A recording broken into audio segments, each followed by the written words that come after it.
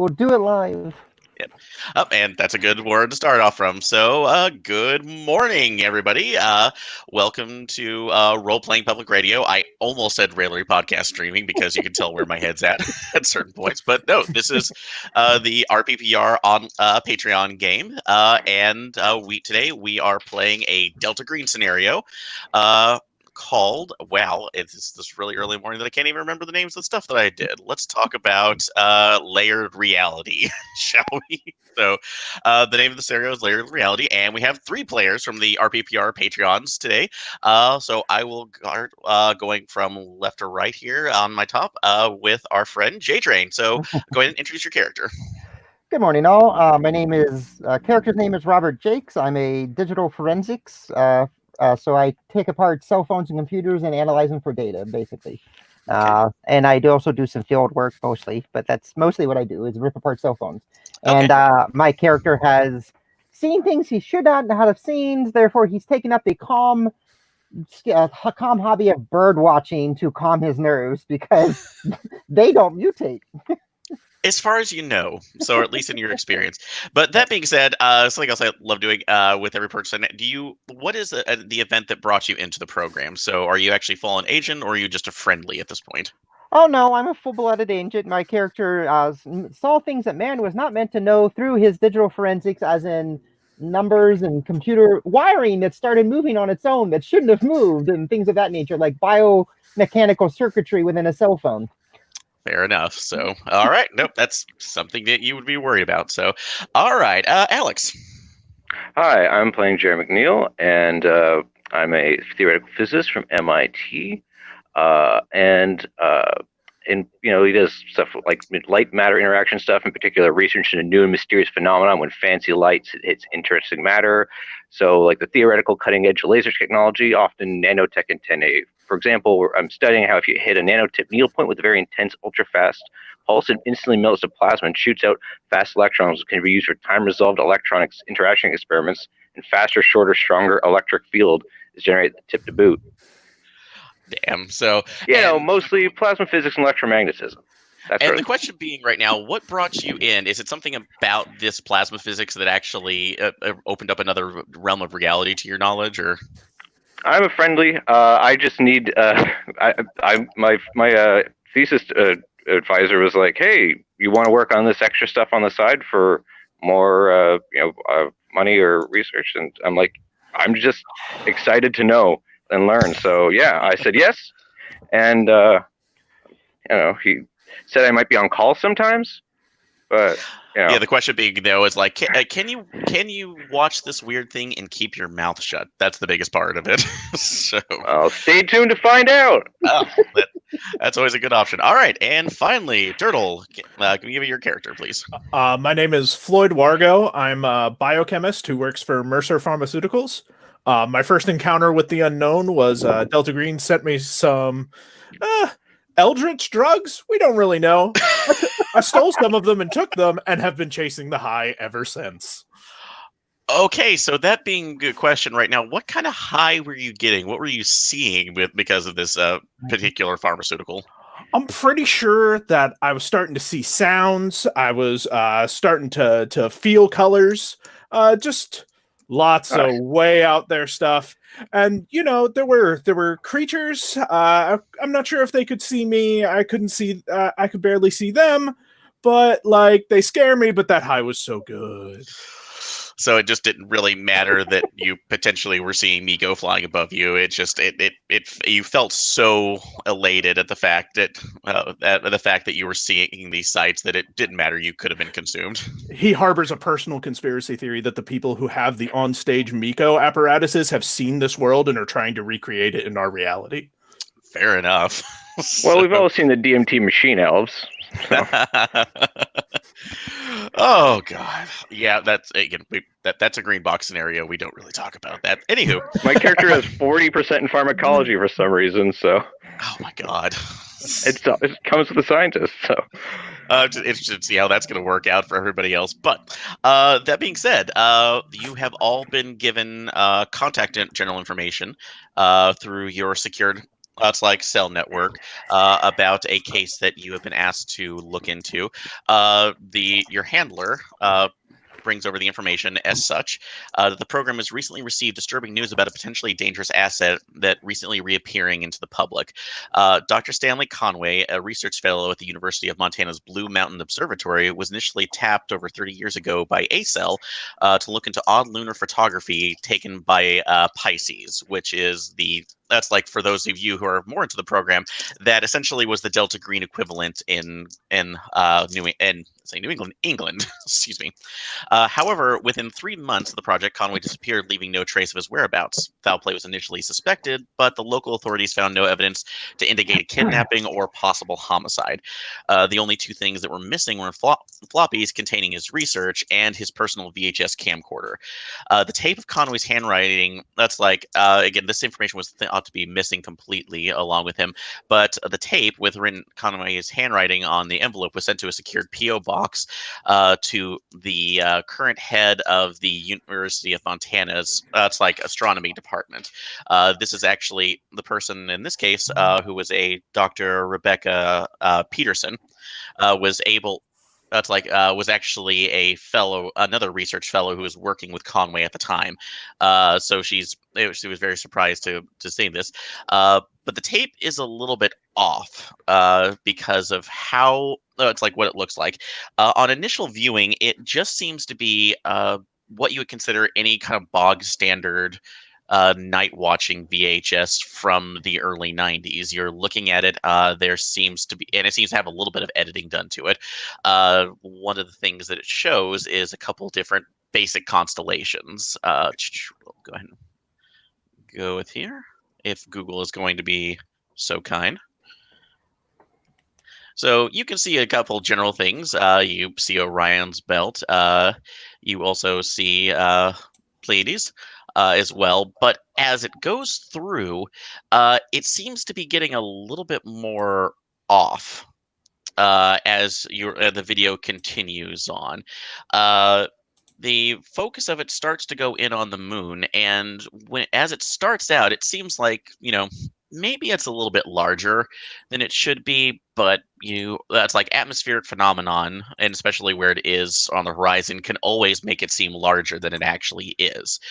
But as you keep on watching, the resolution of this 1990s era of camcorder starts going in closer and closer and clearer than it has any right to be.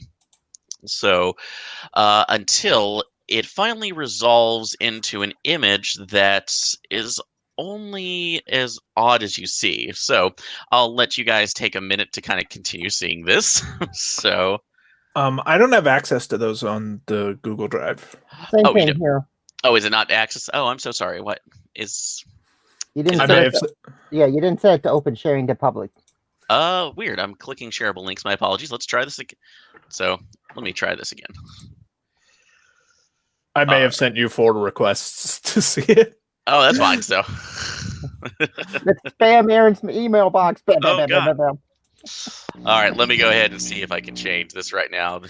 Are these VHS tapes actually on a VHS tape, or are they translated over to a DVD or something? As you're seeing it right now, since you are all in separate areas, this information is being transferred over into a digital format that you can watch online together. So essentially feel like you're in a secured Zoom meeting. And that's kind of like this. Oh, there we go. Sorry, I didn't know it was restricted on there. So... All right. I'm going to join on my laptop so I can read the documents. Absolutely. I'm going to be quiet. No worries. So, first off, I have the question is, who saves tapes from the 90s? Jesus. Yeah. All right. I'm just going to go ahead and share the whole link from it, and I will send this into your Discord files so that it can just be done as easily. So this will be within the game chat link. So.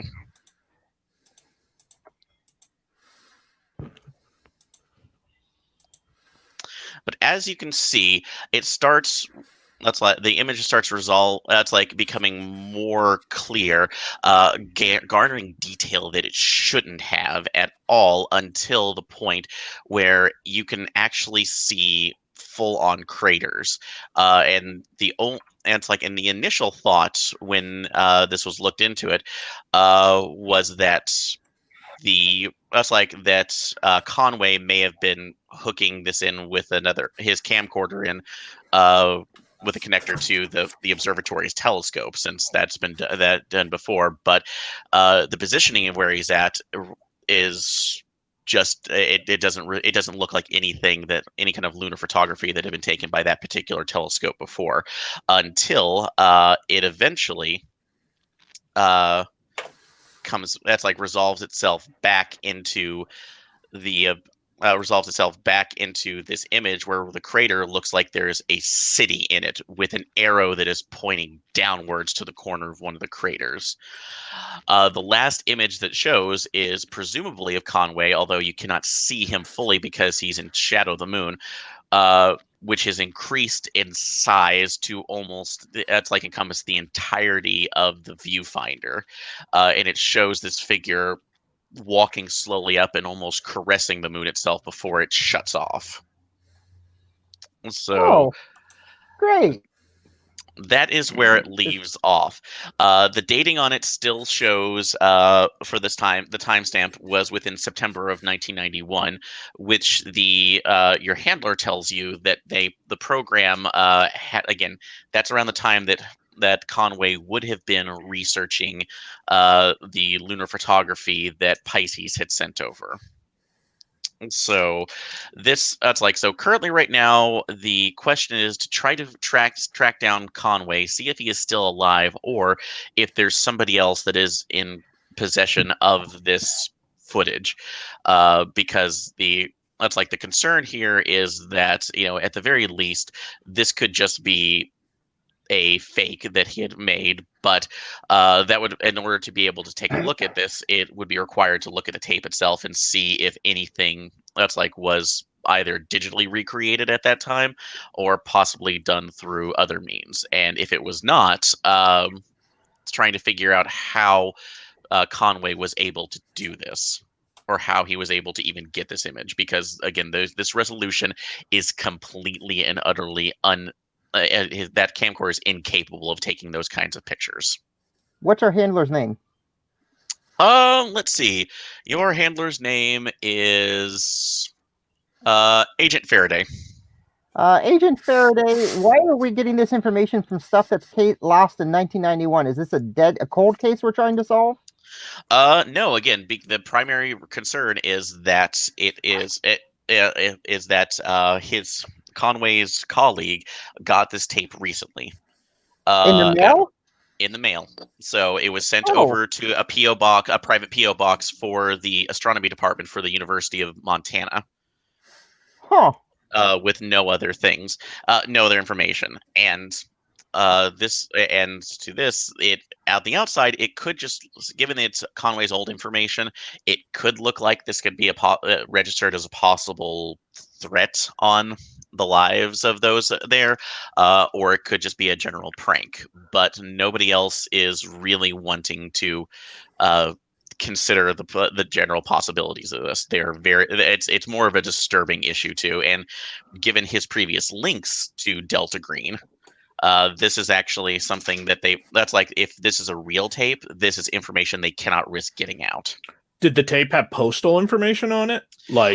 Yes, it actually did have it didn't have any particular return address, but the stamp information and was tracked back to a small town in California called Bishop. So it is about 220 miles outside of Los Angeles, and is home. And I will say, without any kind of research in this point, is home to a local radio telescope site. So we're trying to say that Bishop takes Rook? I will not make you take a sanity check, even though I should. So, I mean, shouldn't we have sanity checks from seeing a giant figure caress the moon in a way that we can't tell if it's real or not? Considering it's a little bit disturbing right now, but you're also watching a digital video too, and you've seen all this kind of fake before. So that's, again, the part of this is to potentially see if you are. That's if this is a fake or not. Is it possible for the radio telescope in that place to have taken the beginning of that? So it would not have been possible because the University of Montana's astronomy one, it only has just a regular telescope, so it does not have a radio telescope. The current one that's located right now is actually in Bishop, which is part. Oh, I just had this up. Where did you go? Let's see. Pulling in the history. Okay. Yes. So that is actually part. That is the Owens Valley Radio Observatory, which is part of that's like a larger chain of different radio satellites that observe the heavens. So, but this particular one was located within Bishop. Huh. Sounds like we need to get on a plane to Bishop. And so, that is the question right now. But they're assuming that they're making the assumption that if Conway is there, so he is to be detained, and also any information that he is going through needs also to be confiscated as well, particularly if he has any of the research on his laptops, which I will say for, let's see, with that, that's like Dr. McNeil, you said you had physics, correct? And mathematics. Yep. Okay. Yep. And this is for a no roll. What's your scores on mathematics, by the way? Math is 50. Physics 50, okay. is 60. Okay, so with enough on there, that you know from that information that you probably that's like those floppies probably have the algorithms and it's like tracking. Tracking calculations that he would be using. So if anything is revealing something that it shouldn't be, it would need to be taken off of those before it's copied and maybe disseminated to other research facilities. Sure. So I'll have to get. But these floppies he's using are from technologies from the 90s. I don't even know if any computers still take a 3.5 floppy. Oh, you can always find stuff in Goodwills for that. Yep, and I will say also for our forensics person right now, you absolutely know that there is a market for older technology where you can absolutely buy USB-based floppies even today. Yes. Yeah. So, and also, if nothing else, that there's if nothing else for the people who are participating in massive plunderphonics. So, True. Yeah, this is what scares me more now. Yeah. The Pateron.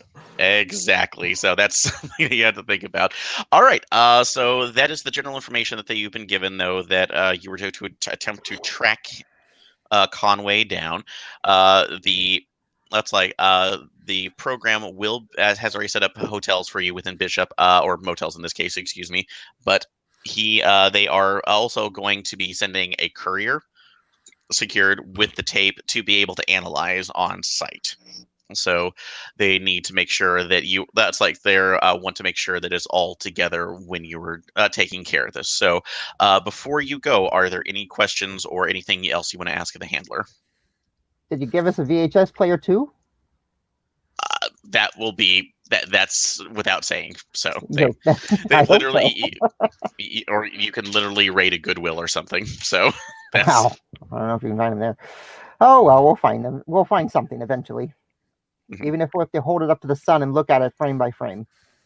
All right. So, and that may be as necessary. So, as part of this, so that's like Robert or Jerry. Anything else you want to ask before heading out? No, I feel pretty good. How far are we from Bishop, California? So all of you are, I would say, all of you are located within the San Francisco area, so it's not terribly far. You get to drive out there. So, are we driving together or separate cars? That is up to you. So this will be as part of security. So if they can they might provide you with something, because again, this isn't like an imminent danger situation. It's just something that could be problematic if it comes up. Separate cars it is. Okay. At least 2 cars. All right. Yeah. So, and let's see. Do any of you know each other from previous missions, or is this the first time you were coming together in the cell? I don't think feel I like this would have might be- known the physicist at all. Yeah, no, this is probably my first time. I didn't know the peer review process would be this intensive on the other side. But I guess if we got to really verify his results, then so be it. I might I have have a passing 2003 knowledge. black Mitsubishi Eclipse. I might So have a a bit of rough. passing knowledge of the other physicist, but I wouldn't know that he was a Delta Green agent or anything like that. Okay. Yeah. Actually, if anybody, let's take a look at skills for right now. I'm the only FBI agent here with a badge. You guys are scientists. Yeah, scientist Yeah. network. You're FBI? Wow. Yeah. With I that, straighten up a bit. and you know what, Wipe my hands on my pants. I suspiciously fondle something in my pocket and just kind of try to not look at you. Well, All right. So let me actually, as you're going down, so this could be travel time information while you're going getting on site too. I can allow research checks to kind of pull up any other general information, particularly on Conway or maybe what he was researching. So physics, obviously, if you're wanting to put that in there, that can be as well for it, or history if you're within academia to see if there's any general information, since you could at least access who's of whatever at the very least. I'll make a physics roll. Okay. 5 out of 50. Damn. Wow. Show. Good job on that. All right. So yeah, the main thing with Conway is that he was an astrophysicist as part of his primary research. He was mainly looking at high energy stellar phenomena. So, but more importantly, he was researching also with he particularly linking in with NASA to be able to work on high energy beam bit transmissions, essentially trying to bounce more lasers off the moon in a different way in order to try to get research data back from that. So, and to see if they could possibly also look into piercing the surface of it to get more idea about material soil and material composition, the potential location of helium-3 pockets. So like reflective laser spectrometry. Yes. Spectrometry. Yes, thank you. So that is absolutely that was the primary focus of a lot of his. Although you do he did have a passing interest in radio telescopes and being able to and for listening out into the great unknown, particularly in background cosmic radiation. So that is kind of that was the general one. Also, he was fairly young for being for where he was in the community at the time. He had gone up pretty quickly and managed to earn his doctorate around 28. So he was pretty young overall for granting that. So so about that time. All right. Any other roles? Who's our POC at the Bishop facility? So for that, so your primary contact there is going to be the will be the local researcher over at the observatory. At the Owens Valley Radio Observatory. Their name is. I will give this Jerry. You can go ahead and name them. Who is our contact there? Our contact there? Yes. Who is the name of the contact? Brian Sanders. Brian Sanders. Okay. Brian. All right, and they are. Brian Sanders is the current. Is basically the current head of the radio telescope program over there. Since it is also connected within about 12 others across California. So basically, and it's a fairly small town right now, so it's just him and a couple of about 10 or 12 other researchers. So not very big at all. Is Brian Sanders a friendly? Yes, he is. So he does not know much about the program, but he knows that every once in a while he will get requests to be able to scan for certain frequencies and then send those research information over to a address that doesn't really get a lot of activity. So Got it. So something about there. But he is expecting you, and he is also there with. That's like he will be receiving the tape. That's like so at there, so you could actually research that on site.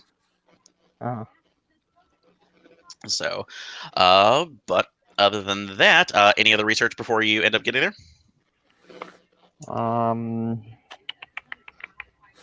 We have access to the physical tapes now, right? You will once you're on site. Yes. So once we're there, not right now. Yeah, not when you get there. So yeah, Can you're basically on.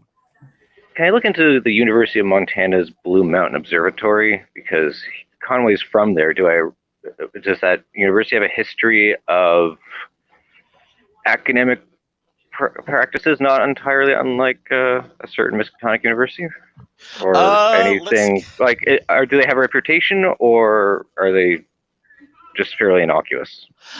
For that, let's see. Do you have what's your history at? Let me see. My history would be 10%. 10%.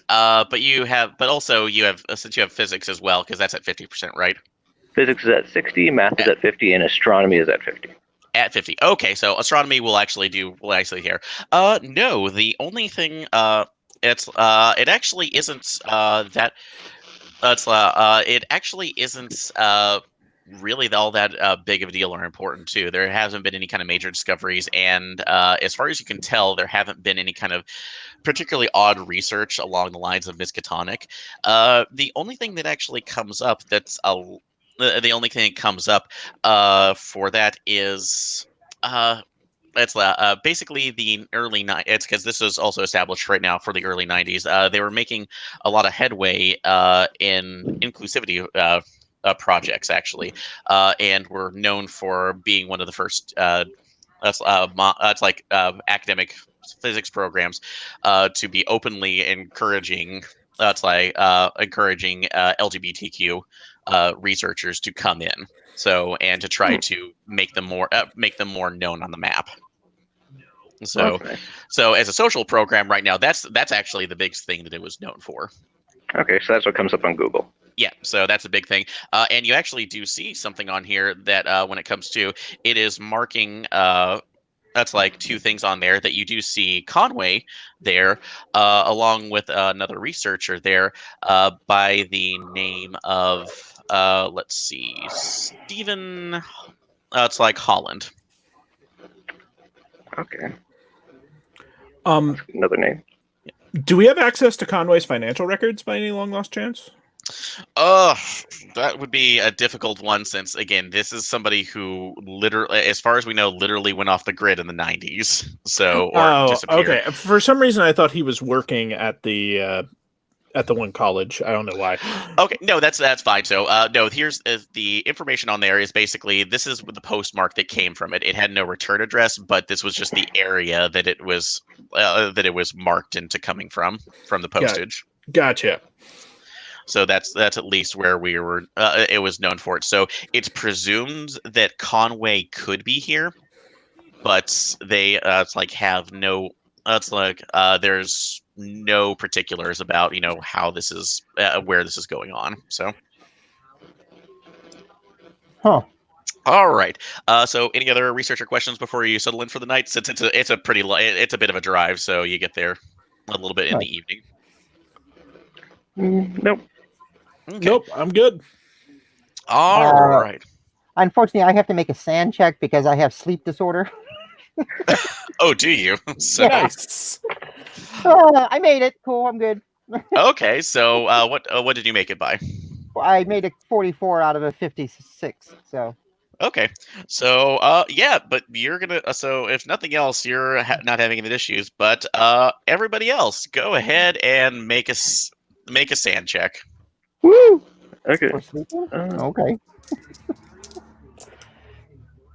25 out of 40. Mm-hmm. All right, and Jerry. 93. Oh, So, Your okay. sanity doesn't happen to be 95, does it? No, it's 40. I mean, not for long. This is going to be a bit of a one. So, all right. That being said, yeah, Robert and Floyd, you're sleeping fine. So it's a boring trip to a very innocuous little motel called a place called the Sunset Motel. So, but Jerry though just can't really get comfortable. You kind of, it's a motel room. You keep tossing and turning. You're warning about it, and as you are thinking about things, why you're doing this, what this has nothing to do with your research. You're distracted by a really bright light outside your window, and you just initially assumed that it was that's like the street lamp because motels just always have that one light that's going to shine directly into your room, no matter what. But you realize it's so much brighter than it actually is or should be, that it actually hurts to look at. And you're kind of looking around and realize that it's actually not just coming through the window, it's illuminating the entire room in this pale white light.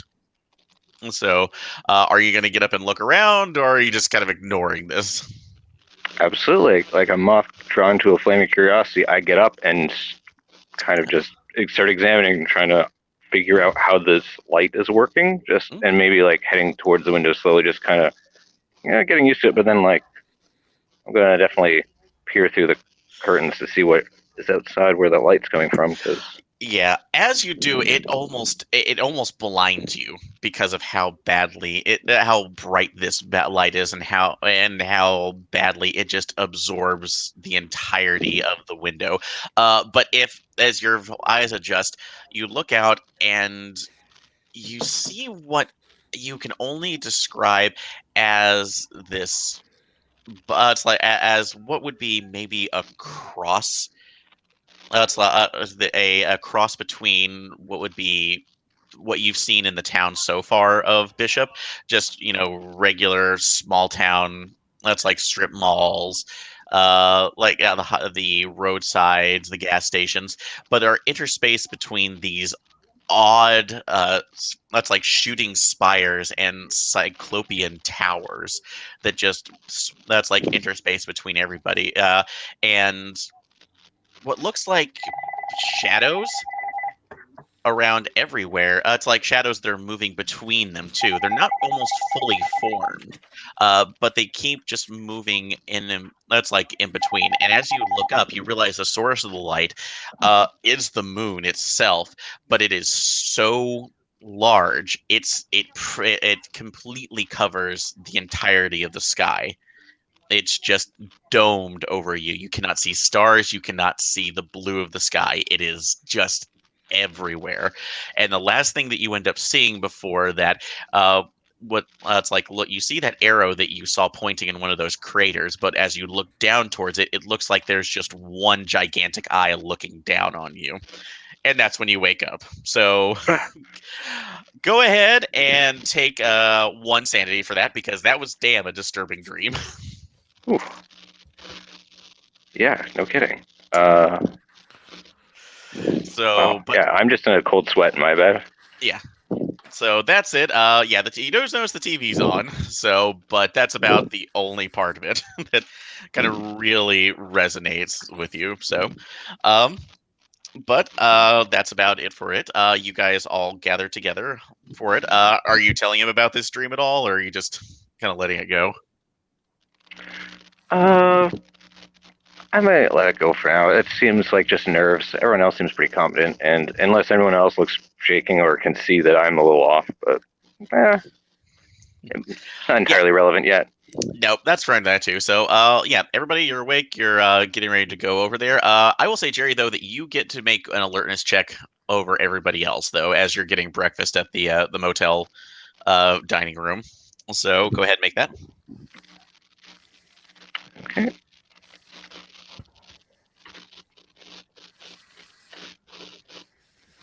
Make it 50 out of 60. All right. So a little more disturbing, and you don't really know if this is maybe just your head playing tricks on you because you had a bad night's sleep and a really weird dream. But when you notice that the people that are in town that are walking around, anytime they move, it almost seems like those shadows that you saw in your dream are following them. It's like they'll move and they have a mild tracer behind them. Oh,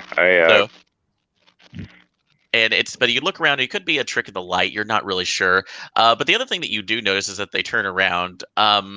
And the person that you can see that's serving people or refilling bagels or juice at the free breakfast.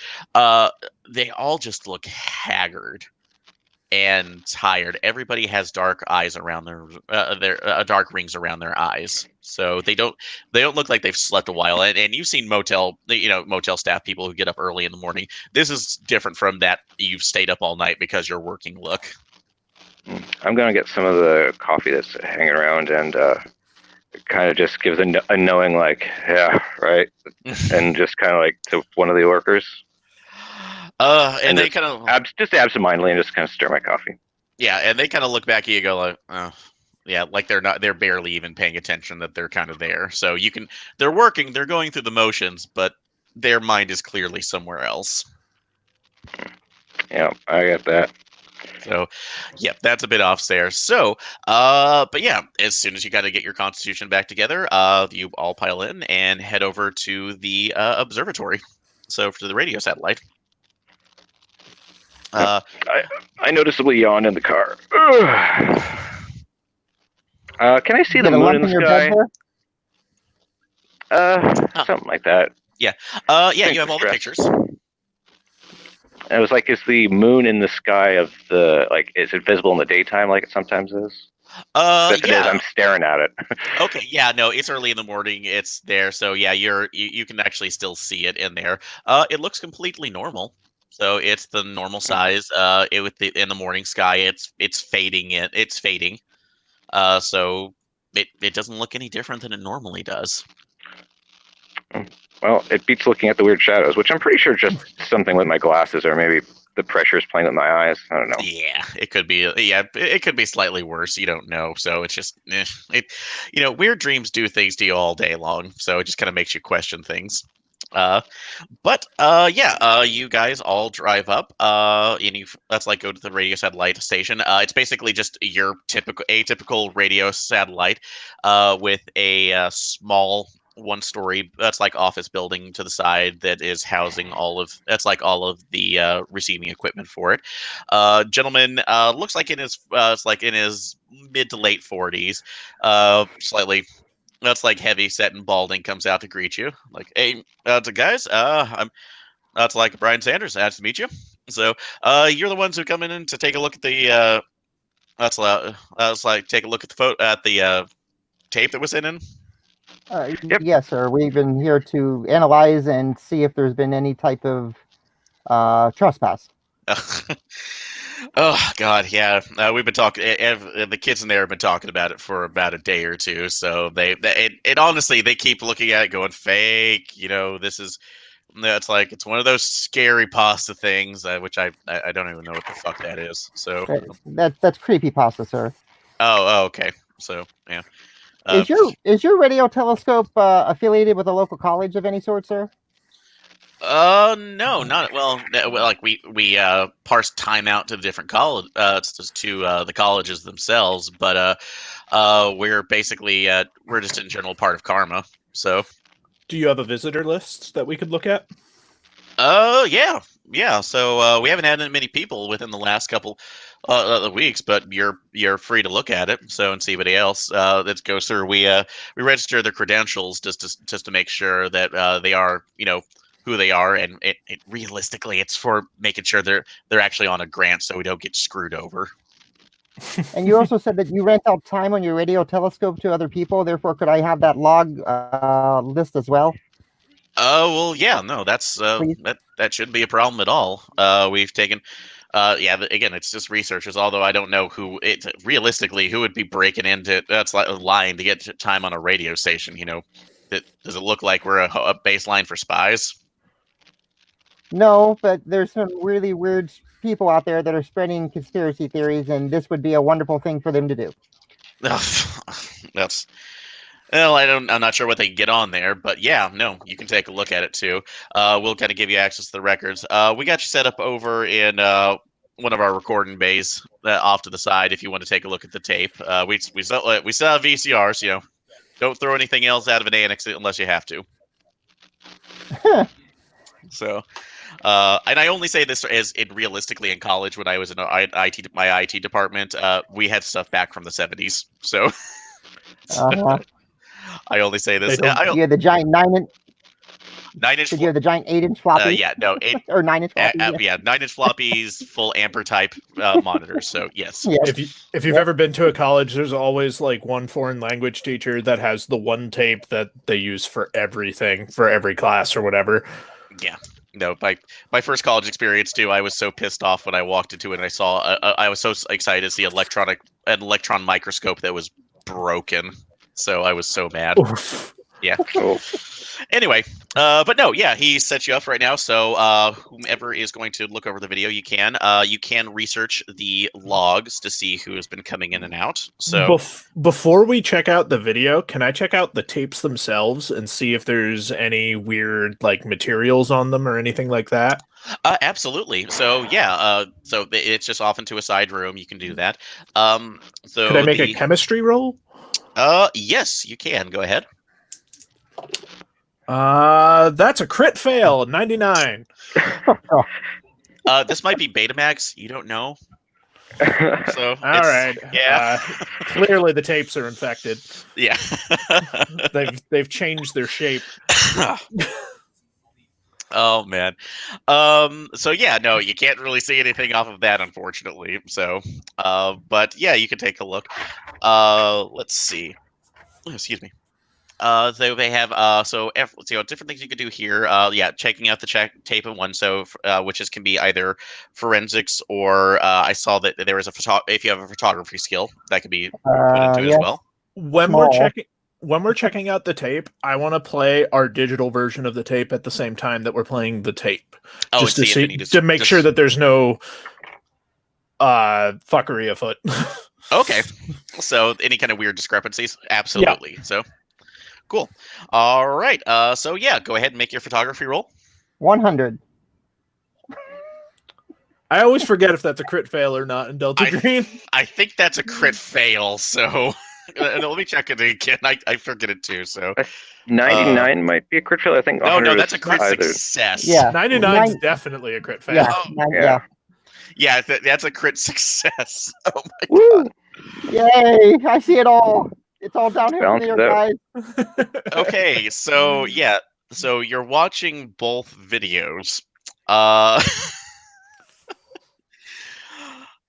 Yeah, so as you're going through that, the first thing that you notice too, because you're starting to put together things that you would see as watermarks of effects work. So, like if there's particular keyframes that would be set up where, scenes would be switching, because everything that this looks from, it looks like it's basically just a handheld camcorder.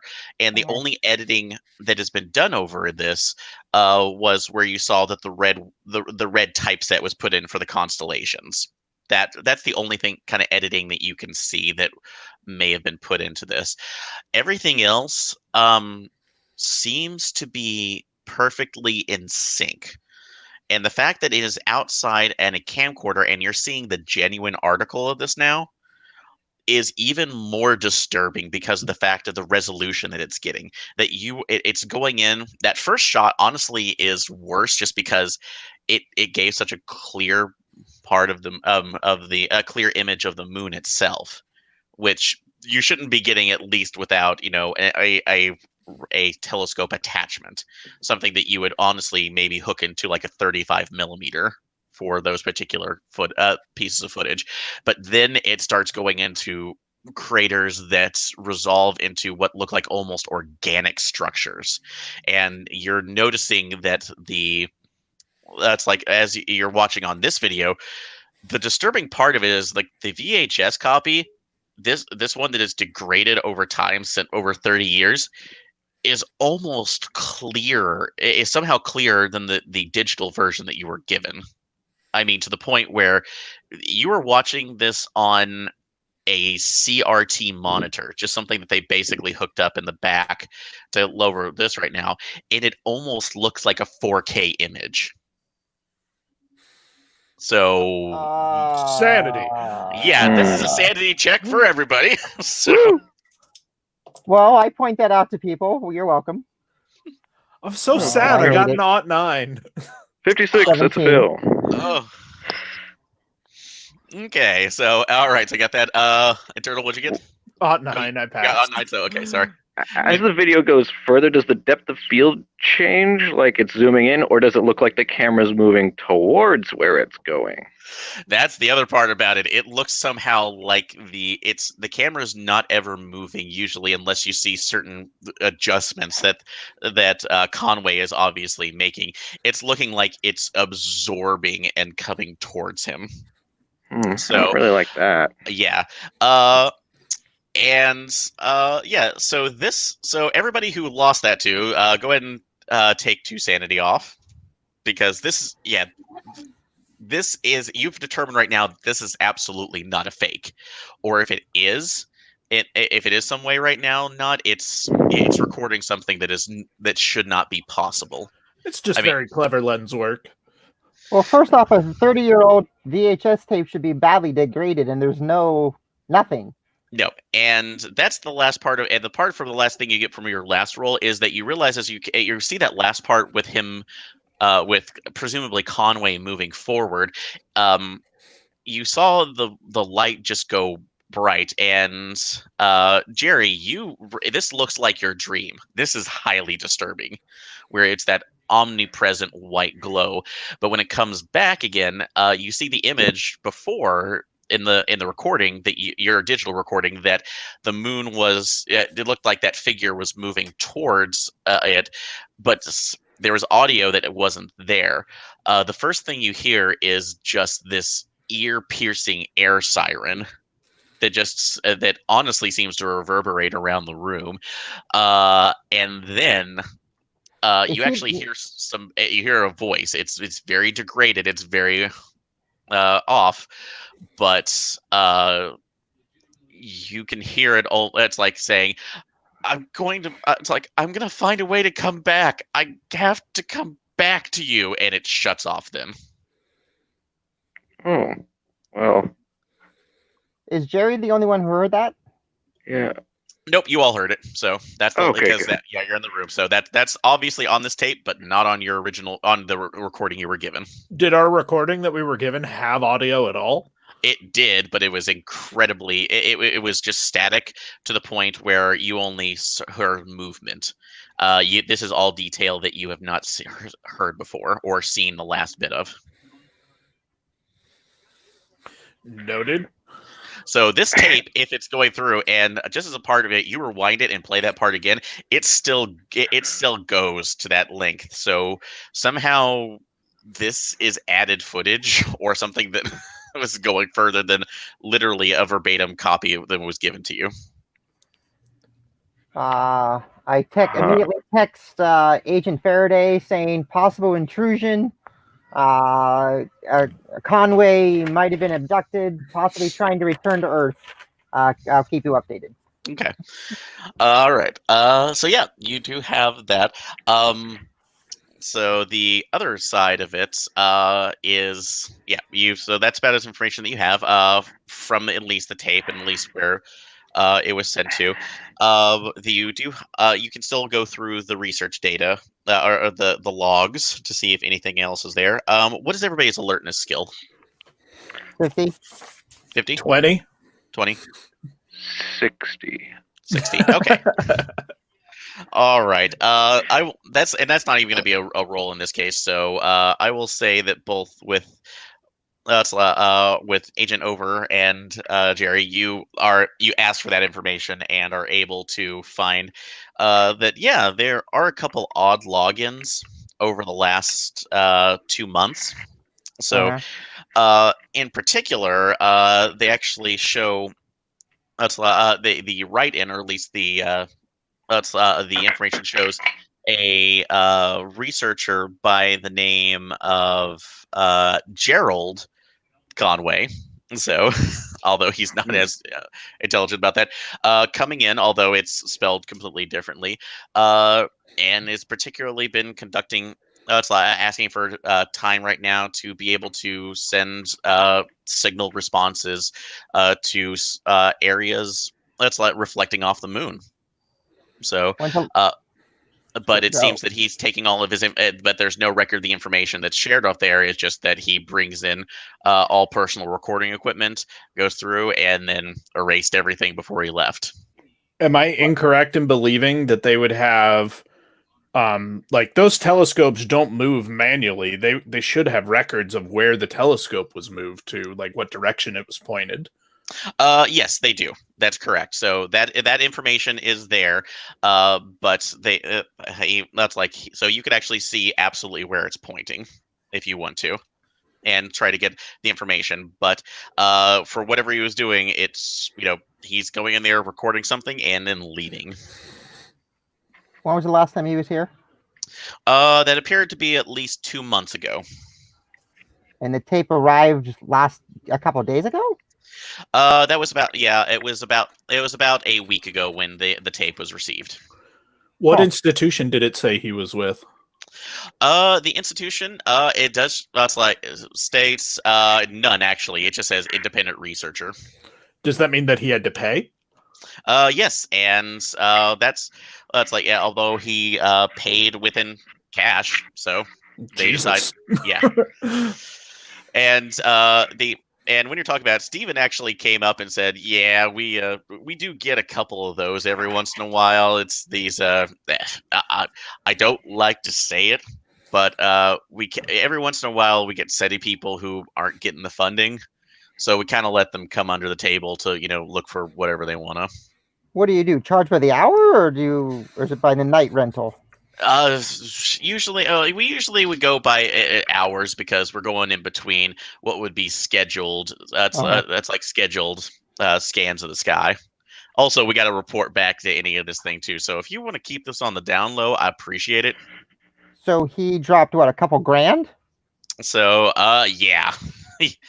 That's kind of a big that's kind of a big surprise that he would just come in to in cash.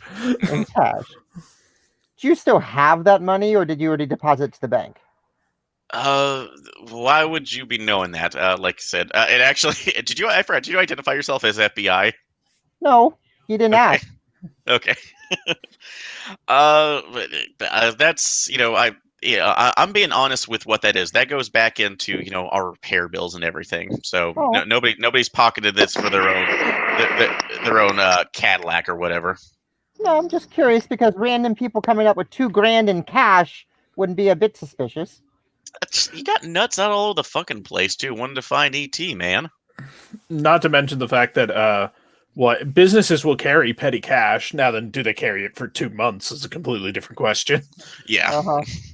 So, but no, that money is already technically gone into the system, so it's not, out. So your question, it would already be deposited into the bank. So. So, but you do have, but I will say that with the records that you do find in there, you do see that when a location was given, since they're trying to, get contact information, it did provide what looks like a cell number, just to go off the side, and what looks like a local hotel that was located off to the side from one of the one of the Native American reservations off to about north of the city. So this is his cell number, the Gerald Conway's. That is presumably so. Can we task that? Yeah, you can try to. Yeah, you can go ahead and research to see if you can get that information about that particular one and see if there's anything to get. Would bureaucracy work? Let's see. I would say either bureaucracy or I would say bureaucracy, forensics if you want to go digital, since you can try to pull up the information for an activated SIM card. Or yeah, I would say those are the two ones you could do. I got bureaucracy at 60. Okay, go ahead and make that roll first, and if it fails, you can go to the. Hold up, I cut off somebody. Oh, and I was going to say I'd SIGINT at 40 to crack it, but that 60 is better than 40. So Yeah. Fair enough. All right. That's a 96. Nope. Yeah, so unfortunately the channels are kind of going through like, oh, AT&T, fuck off. So, all right, so yeah, if you want to try your SIGINT roll, you can. Sure. No. Nope. Okay. The password isn't password. So yeah, that information there. Unfortunately, as far as you can tell, this is a number that might have already been deactivated, or it may well have been a burner phone. So that is just kind of leading over into a general dead end. But as I was saying before, there is a small that's like hotel that actually is interconnected with a that's like a reservation casino that's on the north side of town. Okay. So that may be another general area of information that's it's like that might be available. Do We we could know probably- how much how much it is to rent the telescope? Like, could we ask the casino? Did some guy withdraw $2K here 2 months ago? Yeah, that actually could be. That might be a general possibility. well, Can we get a description of Jerry Conway? or the So videotape? if we saw him or could describe him to another person, say that worked at a casino or had with video recording there. Yeah, and actually, let's see. Does somebody want to make a luck check? I guess I'll do it high. Okay. Nope, 41. Fail. All right. So they can give you a general description. Brian goes ahead Brian. and gives you a general description of Sanders. But yeah, unfortunately, when you ask about if there's any kind of security footage on here, apparently Jerry was very very adamant about keeping his face off the camera, so you can't really get a good look at him. So we do have like so many feet, white male, that sort of thing. That's about it, but no face. So Okay. and you have you actually have older pictures of him, which, like I said, you're looking into the school reports when you're looking back at the University of Montana. It basically was just a general.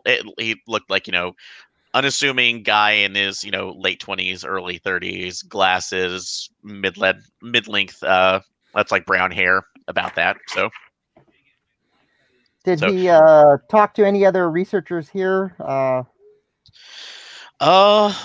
only person that I remember he was talking to, or at least would have been Sarah. So mainly she's our our main IT person that basically monitors and keeps up with all the software updates. And her only concern about this is that he was bringing in. Anytime he was, collecting his information, he was bringing in a USB floppy drive of all things. So I almost thought it was a goddamn zip disk, but that's no, it was an old original one, and he would only insist on putting stuff on that, even though God knows how he was fitting calculations or that data on those things. Huh. But he didn't act odd other than that. He just brought updated technology and used the telescope. Yeah, well, yeah, and the fact that anytime she was, we had one minor hiccup, but that I assume that was from a Windows 10 install, because you know how that goes. But we were but we ended up. That's when she tried to check it out. He got really quiet and unplugged everything, and and made a beeline for the exit. Describe the hiccup. So that's actually, it's a bit odd too. When I say hiccup, because we started getting some weird readings back from the telescope.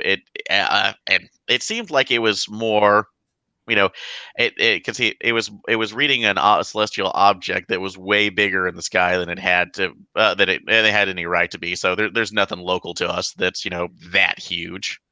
Oh, I perked up with that. Or did you take that? Do you have the date and time? Oh, yeah. So at least we got that from there. That would have been approximately about 2 months ago. So Although that's the thing that I remember too, and appreciate that.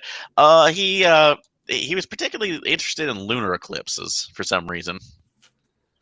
Huh.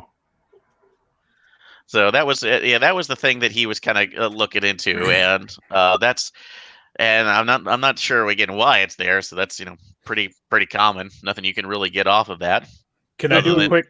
Sorry, Can I do a quick Google for when the next lunar eclipse is, and if there's anywhere close to here in, say, the next 2 months? That will be in the next 2 days.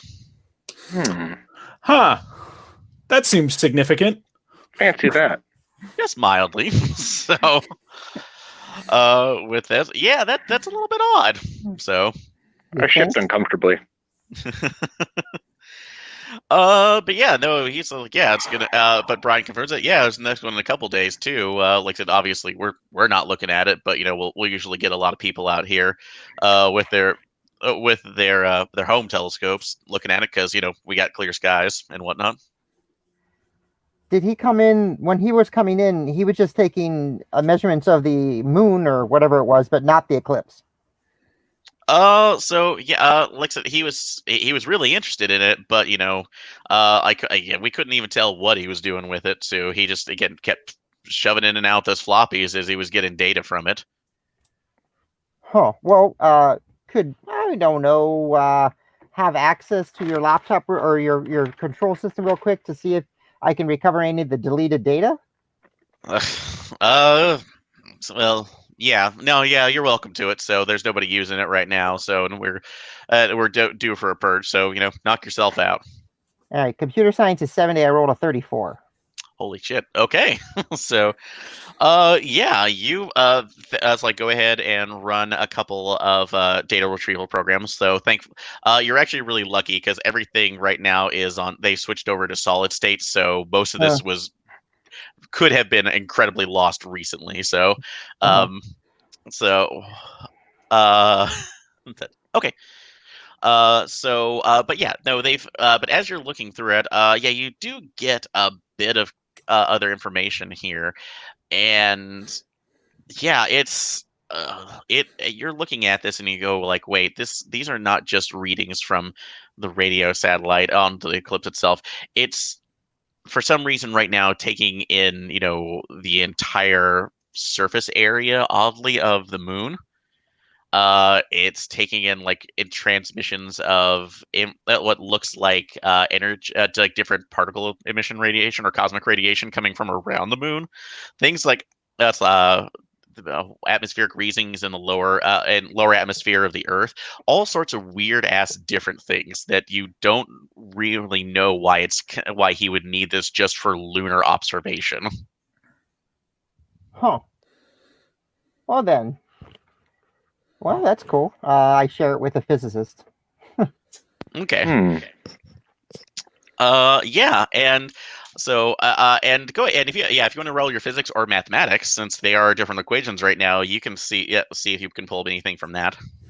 I'll do physics first, and then maybe math. 44. Oh, that's good. Oh my god.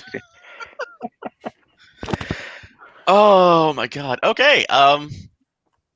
So yeah, as you're looking at this, two things pop up to you. One, it's bringing up essentially mass readings that it's looking like it's trying to, for lack of a better term, it looks like it's trying to juxtapose the positions of the Earth and the Moon, essentially like they're supposed to be flipped. So it's an interesting hypothetical. That's the only thing you can think about that too. But the other part of it is, you don't understand this too, is that it looks like the calculations they're all incomplete, so they're very, very. You can only just get a little bit of it, but it's like he's trying. It's calculating, drawing some sort of power from the moon, which when I saw the Sorry, continue. Okay. Yeah, sorry. It's like solar energy, like general solar energy too, but they're taking that reflective one off of the moon instead of the sun itself. When I saw the moon and it was really big in the sky, was it as big as the Earth is relative to you being on the moon? If you're looking at the Earth in the sky? Bigger. Okay. Well, like they were pulled together in a so that honestly you look at it and you see like because bigger. You see the Earth there too, but it looks like it just encompassed everything. Yeah, that transposition got me thinking about that earlier. Okay, so it's bigger. Mm-hmm. And with lunar energy instead of solar, huh? Yeah. So it was taking but it's odd too that he would do something like eclipse right now because again you're not getting the full range of it's like of energy that you would be able to pull. So, which is kind of odd. Like if you're collecting it if you're trying to collect it in a solar cell. So it's just bizarre, and you don't know what he would be able to do. And unfortunately, it's incomplete data. So without seeing the rest of it, you don't really know what's going on. So Jerry, what do you think of all that? Well, I wish I knew. I can understand part of this, but it doesn't. I don't know how this would work. A lot of it seems to be incomplete, but it's definitely compelling. So what was he trying to measure? That might be beyond me. Moon energy is the best I can get. He didn't collect crystals, I hope. He's not one of those people. Does this look like Sedona? Nervously looks at my own rock collection over there. All right. I was gonna say. I was. Well, you get a Moxie for the next Eclipse Phase game I run. So. All right. But yeah, you do have a particular lead on going back over to the reservation. If you're wanting to investigate that. Otherwise, another part of it too, if that's like that he was going around town at least, and again, it's not a big one. So you could check out the post office to see if there's any other information or things that were around here, or if there's another idea that you come up with, you can let me know. So he did use the mail. Yeah, so he's on the camera at the post office. Yeah. So that could be a possible thing to look at as well, too, if you're trying to get information to see if this is actually him. So not necessarily. He could have just dumped it in a blue box on the sidewalk, and you never know. Yeah, that's always that's a general possibility of this too. But also, it's a fairly smaller town, so the mail person could let us know where he picked it up from if we. That's true. Convinced him. Yeah, there's only like 2 zip codes, and there's only and the population's about almost only 4,000, so it's not really that big. Can we just look up, like, is there somebody with a registered postal address for Jerry Conway? For this one, yeah, you can. So I will say that is bureaucracy again. Yeah, that was a bureaucracy check. That's an ought 4. So, you don't find a you don't. It's like find a Gerald Conway or Jerry Conway, but you do find a Matilda Conway. So Matilda Conway is the only closest name. It's like general information. And I'll say for bureaucracy, what you can find on here because this could be census records. Is that she is a 90-year-old who has been living in Bishop for the past 12 years. So. And that she, that she only it's like it has information for a general son, which one of those is showing as a son, a Gerald Conway. All right, I'll inform the rest of my cell. Great. I've managed to find a Matilda Conway in the census records. Do you want to check out her address? It says her son's Gerald Conway. That seems like a strong lead. And she's in Bishop. Yep. She is located in Bishop. So, I guess we'll hit up her first before we head out to the Indian reservation. Okay. So, like you do, I'm going to go ahead and take a small break to get a drink. So, if everybody else does, we'll go do that. So, I'll be right back. Okie dokie. We can all take over. Yay. Yay. I'm going to mute while I'm gone. If I'm muted, it means I'm not back yet. That's fine. So, Jerry, so he's got incomplete numbers, huh? Mm-hmm. Yeah, appears to be, so the beginning part of his data, I'm not sure what his ends are with it. Do you think he's like on drugs or something, or maybe he's like, I don't know. He's not supposed to be seeing this stuff. We're not supposed to be seeing this stuff. Yeah, I'm getting more of a conspiracy theory vibe. Once the science stops really being science, it tends to be wearing. Like, I've never heard of lunar energy, and unless he's really onto something, I don't know. Do you think we can probably? I could probably call the handler, and we can probably blackball this guy real quickly if he's just a kook. That's something to look into. I was thinking if there's some equipment probably meant with the energy collection in this paper. Maybe we can track down any purchases of equipment, large uses of power that might be used to run it, or check the grid.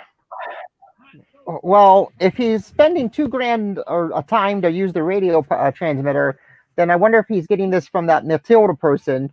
And is that Matilda person still alive, or is he committing identity fraud? Yeah, it is.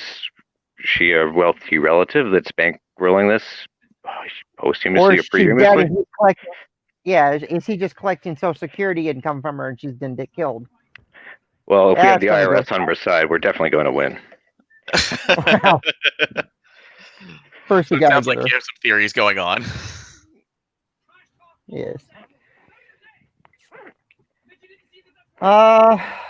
Should we split up? One of us hit the post office, see if we can get a photograph of the guy, and then the other talk to the Matilda. All right. Who has a good persuade? Because I can talk, and my bureaucracy's not bad, but I'm pretty good. I'm okay at it. I can just use bureaucracy, or not bureaucracy. I can just flash a badge and get the Postmaster General to hand over security tape, or talk to a worker who may have picked up that tape 2 months ago. That might be a while to look up, though. I can use bureaucracy to try to convince them that it's part of an official thing. Well, that's what I'm going to do. I'm actually just going to go there, and if you don't know, I'm actually an FBI agent. I'm just going to go there and start an investigation that this individual is transmitting very, very disturbing images, sending through VHS tapes over mail, which therefore we can nail him for that. So trying to arrest him over, I guess, trying to think it's like terroristic activities, or yep. Okay, that's about part of a terror cell. Okay. Just give us carte blanche. Okay. Yep. Wow. Okay. Alrighty then. So haven't you heard of executive order? Blah blah blah. That's so. Yeah, no, that could be an option right now. So, and also Jerry, too. If you, Alex, if something's with the audio right now, don't worry about it. We'll try to get you in too. So, like, just pop in when you need to. So, we will work around you. Alrighty then. Hello, can you hear me? Yeah, we can still hear you. So. Okay. Yeah. Good. So don't worry. I wasn't sure. All right. So it sounds like we're trying to do you're wanting to split up right now to one going over to Matilda's house and another one go over to the post office. Yeah, I'll do the post office because I can just use my authority to flaunt it. So I'll approach, and then Jerry and I can go to the house. Approach with the. Yeah, I'll ask about. I'm just an enthusiastic fellow researcher wanting to collaborate. We both have a similar name, so when I typed mine in, it came up with his, and I was just like, "Oh wow!" So I was in the area, may as well. Oh wait, we're both physicists. We could literally just be like, "Hey, we saw your work and we're interested in it." Yeah. But his work wasn't published. It was in 1991. That's a bit far. Yeah, you learn everything chronologically all at once. I stumble across old stuff all the time. Okay. No, I that cited William McBride that did a redox experiment in 1921 in a report. Yeah. So you have a little bit of time. So all right, so that's like Jerry and that's like Jerry and Robert. Are you guys going over to Matilda's? No, Yep. I'm doing Robert. I'm going over to the post office. Okay, so Robert, you're going to the post office. Okay, cool. Yeah. All right. So it's Floyd and that's like and Jerry who are going over to Matilda's. Yep. Jerry and Jerry. All right, so we'll start with the post office first. So it's a general one. But you can go over there. That's like general information. Are you utilizing your credentials to try to get what you need? I'm gonna try to fast talk her first, but if that doesn't work, a 16 out of 50 with a persuade. So just we're looking for this individual. He's a dangerous individual. He's sending terroristic threats over VHS tape. I have no idea why. So we need to track him down. I need to know what of your letter carriers either picked up this package from a blue box or if he dropped it off here personally. And I give her the information from the postage, etc. Okay, so you do have. Oh, right. So you got a 16 out of 50. Yeah, on persuade. On persuade. Okay. Yeah, because when you walk into, you have older woman, probably about her mid 60s, to a postmaster. It's like a small town postmaster. She believes you immediately, but I need you to make a luck roll. Oh. Okay, I'll go high again. Okay. I got it, 78. All right. Luckily enough, you were persuasive enough to keep this quiet that she is not going to say anything yet unless you tell her to. Because she was on the verge of calling up the rest of the town, going like, "We got terrorists on the soil," and getting a lot more attention than you probably wanted. So dodged an OPSEC bullet there. It's part of an adventure. Yeah, that would have been a possible problem. So small hiccup. Perhaps. All right. But yeah, she grants you the information over to that. You can look through. Look through the footage, and yeah, so one of the things you see. You look back at the time stamp of when you would have been seeing the. That's like you would have been seeing the. It would have been mailed out, and you see the same gentleman who is coming in with his. That's like with the same hood up, delivering the package that looks very much like the one you saw. That's like it was described to you that was sent out to Montana. But go ahead and make an alertness check. Alrighty. Nope, that's a crit fail. Okay, so unfortunately, you don't.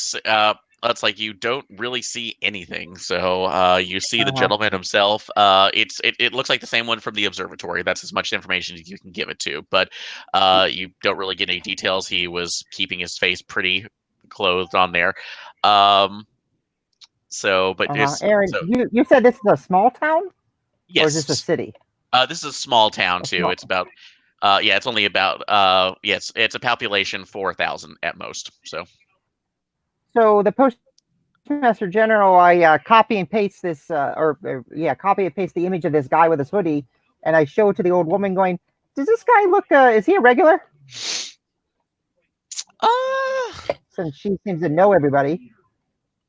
Not, it's like, I see him in here every once in a while, but, he was only picking up packages, cause he has a P.O. box here. That's like that he read. That's like he read. Like I see him coming in there too, but again, that's information I can't give out because that's still that's still there. But that's okay, man. Because if he's importing and exporting material that is detrimental to the U.S. Postal Service, I'm sure you wouldn't want me to let me examine it.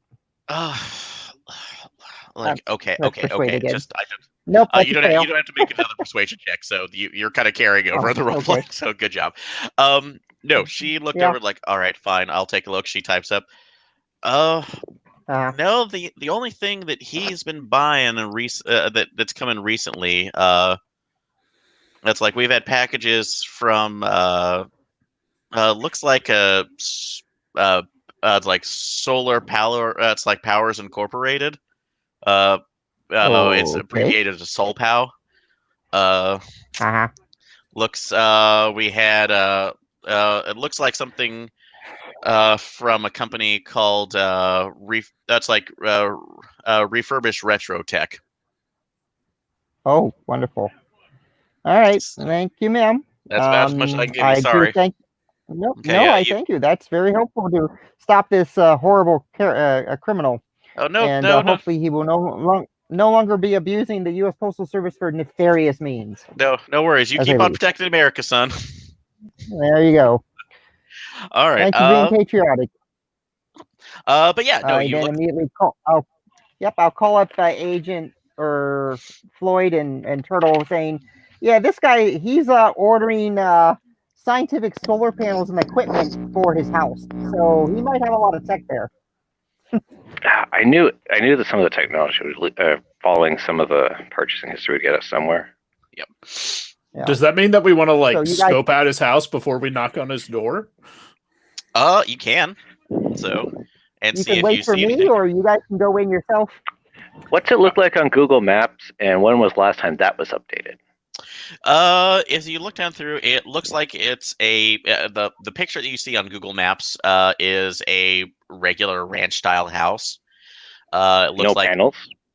not that you can see in the that you can see the image there, Yeah. but this was taken about 2 years ago. Okay.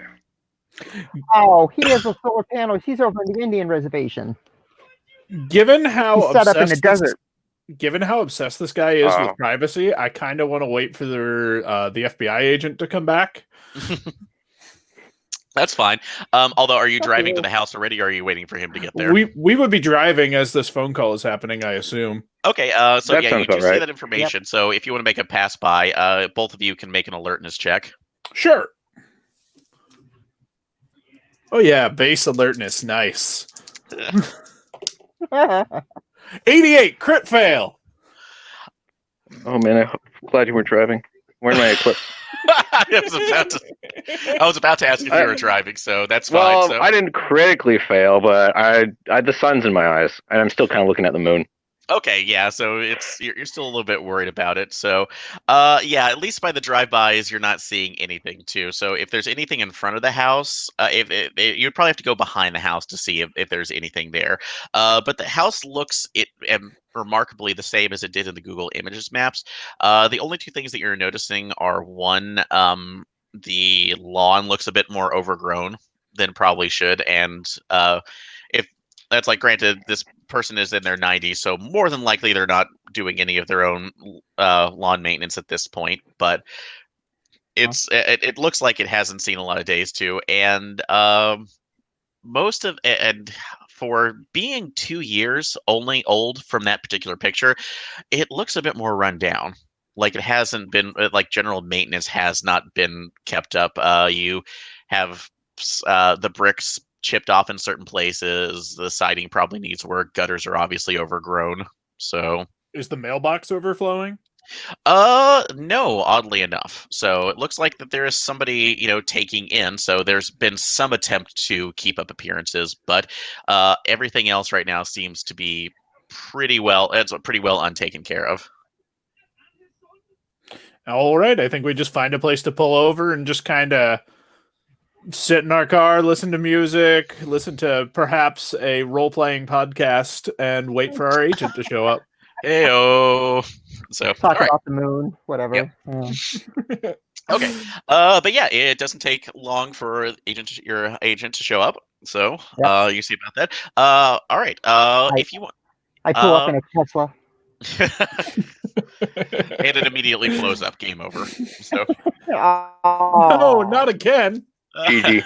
It's not the Cybertruck that he was trying to make, just the Tesla. It's okay. Well, it's powered by Eldritch things. It explodes on its own. It's powered by the moon. Oh, Powered Have by we the checked? solar Maybe there's a series of tunnels dug all beneath this. Boring company. Oh God. Oh, can anybody buy one of those flamethrowers? That could come in handy. Oh Jesus. So. I'll just open up my infinite trunk. We'll have something in there. But yeah, when you pull up, you can go ahead and make an alertness roll. All right. Oops. Nope. Fail. Okay. Nothing that you can see at the house right now. How much do you fail by? 6. 6? Oh, 6. All right. So yeah, nothing really looks odd. The only thing that you actually do see that's just a bit disconcerting, is that when you're passing by, you see the windows. Something your friends didn't see before is that you thought that those were just curtains in the front, but it actually isn't. It looks like there are thermal blankets. So it's like the silvery metallic kind that are lining each of the windows. So, which is a bit odd. I pull up to the other guys. I'll pull up to the other guys in the car. Get out, going. So has anybody left the house? Not that I've seen. Nope. No ingress or egress. No sort of Do you guys notice that? Do you guys notice that there's thermal blankets covering the windows? Oh wait, that's his house? I had the wrong one. Oh, it's on that. We're both looking at the wrong side of the road. Yeah. Oh, over here, guys. The house over there with the overgrown bushes. Delta Grain's best. Other overgrown I put bushes. on my glasses. But yeah, They're making the shadows all funny earlier. But you do actually, yeah, it seems a bit odd, but yeah, especially in the fact that it's summer right now in California. So unless the air conditioning is on, which you have not heard one go off on, at least near this house recently, it has to be boiling in there. Is there a car in the driveway, or does he have a car garage? It looks like there's a garage there too, but it doesn't look like it's been opened in a while. So, okay, I guess I'll go up and rub if there's any dust in the window of the garage, or rub the window and see if there's a car inside. Let's see. You go ahead and do that. And what is your alertness at? 50. 50. Okay, so that's easy right now. There is absolutely no car in here, but when you look in, there appear to be generators that are hooked up to wires going out into the back that have been very haphazardly drilled in the back wall of the garage that you can see. The only reason it's visible is because there's light pouring in from there appears to be light pouring in from those holes that were drilled in the back. And the wires are going towards the backyard. I walk around the back. I motion to the other two guys. You can come with, or you can stay there if you want. Or I tell them, like I text them on the phone, like there's generators and wires going to the backyard. You guys can come with if you want. I text neat and I hop out of the car. I'm gonna start heading back, but I'm also gonna check that lunar eclipse path. Does it pass like directly over this house? Yes, it did.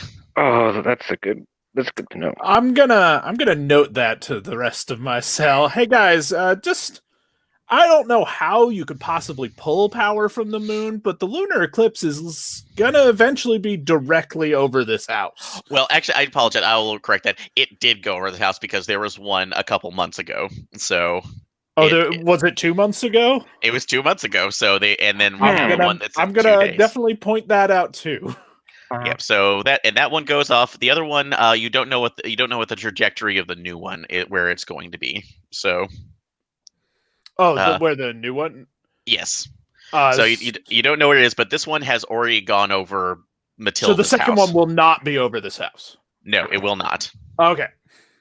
So as far as you know, because that's always going to be at least a different position. But yeah, this one definitely was the exact time frame was over this one. So can I have the exact time that the eclipse was over this house? Yes, that would have been at 2:45 a.m. 2:45 a.m. 2 months ago.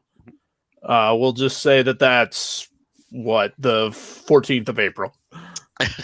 So perfectly fine. So, but yeah, no. But you said you're going back to the back, into the backyard. As you turn around, lo and behold, hello. Those are all DIY solar cells panels that have been set up. Oh. There are particularly 4 of them. Uh-huh. But a little bit of an odd thing is that each of these, it's like you initially look at those and you see that there are shades over about half of them. So at least bisecting them about in half. So it's there partially in light, partially in dark. But as you look on the part that's in the shade, if you look down onto the cell, you see that the shade there's been a glyph that's been carved into the shade that is beaming down right onto the cell itself in a pattern. Carved into there's a shade over the solar cell? Yes, so there's basically a shade over the solar cell with a particular glyph that has been carved into it. So the only light that is going in is in that shape. It doesn't look like a question mark with some squiggles near it, does it? It does not. So okay. I'm going to roll a natural 10. No, did not get that. Never mind. Okay, where were you rolling? Occult or? No, a natural 10. I have 10% in unnatural. Oh, natural. Oh, okay. So yeah, if you do have occult, you can roll that. Or I want to check this guy's electricity gauge. I want to know if he's generating kilowatt hours or if he's pulling from the grid. Okay, so you'll go ahead and take a look at that. Slowly enough right now, he absolutely is generating power. And honestly, when you look at let's see, what does anybody else have electronics or? I have microelectronics, but that's mostly for computers and cell phones. Microelectronics? Oh, actually, take I back have electronics. Electronics or physics roll. Nope. I have physics. Yeah. I got 5 on physics. Excellent. 22! Nice! Okay. You look at that gauge. Those cells, are absolutely not rated to generate the power that you're seeing here. The power that you're seeing there would basically, if just doing quick calculations in your head, easily power a city or a town the size of Bishop for about roughly 4 years. From solar? You can all make sand checks on that one. So, unless he tells me. I'm going to patent this and run away. I feel like I have enough physics to know to get the sand check. That's going to be no for me, dog. I got a 37 out of 40. I'm immortal. 18 out of 54. I'm good. All right. Again, you're only going to take 1 off of that just because, again, this shouldn't be happening. So his meter is just going ting, ting, ting, ting, ting, ting, ting. He's generating that much electricity? Yes, but here's the other disturbing part of that, too. You see about that, it's just going into the house. He is not gridded up at all, so it's not a situation that's feeding about that. The amount of power that's being pulled into it should have blown out every single breaker in that house. So he has no external grid hookup. Mm-mm. He is completely off. This house is completely no phone, off no the nothing. grid. Super batteries. Oh. I feel like we should check in with our overseer. Handler. Handler is the word I'm looking for. Agent Faraday. So we call up Agent Faraday going, we have unknown energy gathering set up in the subject's backyard, investigating house now. Individual is pulling excess energy out of nothingness, and should we I guess we're going to go in unless you want us to wait. The phone's silent for a second too because taking it on there. Messages back. Are there any radiological concerns? Radiological, no. We have no. Go ahead. I'm sure one of us has a Geiger counter. Easily. So I'll say that that's part of yours. And no, as far as you can tell, this is not emitting any kind of radiation around the house that you're seeing of. That Geiger counter is now attached to me forever. Okay. I'm fair enough. sketching everything, taking all kinds of notes. But yeah, you're looking into this though. It's yeah, but you can't really. It's bizarre though. Yeah, you can't. If there's anything else, you should. If this was a big concern for radiation poisoning, yeah, there's nothing that in that house that should be blocking it. So, it would say, all right. So you are to investigate the house. If it is safe to shut off, you were to shut off, and then let's alert us. We will have a crew come in to dismantle the equipment and relocate it to a green box. Very good. I asked the physicist guy, would it hurt if we say, oh, I don't know, remove the shade, and would that stop the energy? Well, knowing how much should be stored in here, I would be a little hesitant to interrupt the flow, but I don't know where the rest of the energy would go. You can only cheat physics so far. I just haven't figured out how this is doing it yet. Yeah, What's the size of the capacitor? Yeah, that's a good question too, because again, all of this is going inside that garage too.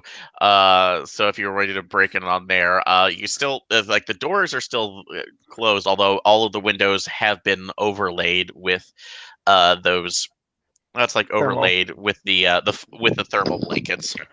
Yeah, I better check out the whole system first, because that could be very important. I don't think I'm allowed to go in the house. So you said you were. Are you allowed? Yes, I can go in and say. Okay, can I follow? We're doing a wellness check, and yes, you can come in as an assistant. Okay, awesome. Special agent, man. We can humming to myself. If you want, we can knock on the door and say we're from the power company and we've noticed that you've been cut off. No, he probably already knows that. Yeah, but it's a feasible reason to get him to open the door, and we're Delta Green. If he opens the door, we're good. Or we can say we're selling. We noticed that you have solar panels in your backyard. Would you like to sell power to the local grid to make some money? Fair. Okay, very good. I guess we'll start with that first, and then if it goes south, well, that's why we brought you. Thanks a lot. I'm more of a forensics guy. This is not my forte, but let's give it a go. All right, let's knock. Everybody look official. All right. Yeah, you knock on there. It takes a couple minutes. But then a woman answers the door, opening it up. It seems that it's looking at it, but it's a little bit weird. But when she opens the door, you see a woman who looks like she's in her mid-30s, early 40s. So yes, can I help you? I pull up like a tablet or something and go, "Hi, is this the Conway residence?" It is. May I help you? Yeah, I was noticing we're from XYZ Power, and I've been noticing you've got notice that you've got solar panels in your backyard. I was wondering if you would like to sign up for a Lakers office where we'd like to buy electricity from you to add to the grid, and then we would obviously pay you money each month for this privilege. I don't see why that'd be a really great idea, and you get a really good deal for it, and you'd be helping your community. Oh, well, that sounds wonderful, but I'm not certain I wouldn't want to do that without talking to my son first. He's the one who set all that up in the back, so he was wanting to let me. He's wanting to do help me out since I'm on my own most of the time now. But I wouldn't mind wanting to talk to you about it. Would you want to come in? Yeah. You don't mind if my two colleagues come in as well? They're also curious on this setup because we might want to, if things go well, we could perhaps lease this technology from him, and he'd get paid even more. You'd be set on easy street for the rest of your life. I'm pretty well off right now, but no, feel free, come on in. So I'm Matilda, by the way. Nice to meet you. Yes. My name is. Wait, is that a sand check? Yeah, that would be that's at least a concern because the reports you have on the census is that she's in her 90s. Oh yeah. Oh, I She didn't doesn't know look that. right, huh? I thought she was in her 30s. Okay, I didn't No, know she was in the her woman 90s. you're talking to is obviously in her late 30s, early 40s. The one on paper is in her 90s. Woo! Did not know that. Okay, nope. I made my sand. Oh, I must have missed that part. Oh boy. Yeah. So I'm gonna say that's not a sand check right now, but you're considering going like, so what? Unless she has a younger daughter. Yeah. Yeah. A very young But you daughter. can ask questions. So, but yeah, she's beckoning you in. Is she dressed? So she's dressed like just a normal person. She's not dressed like a 90-year-old.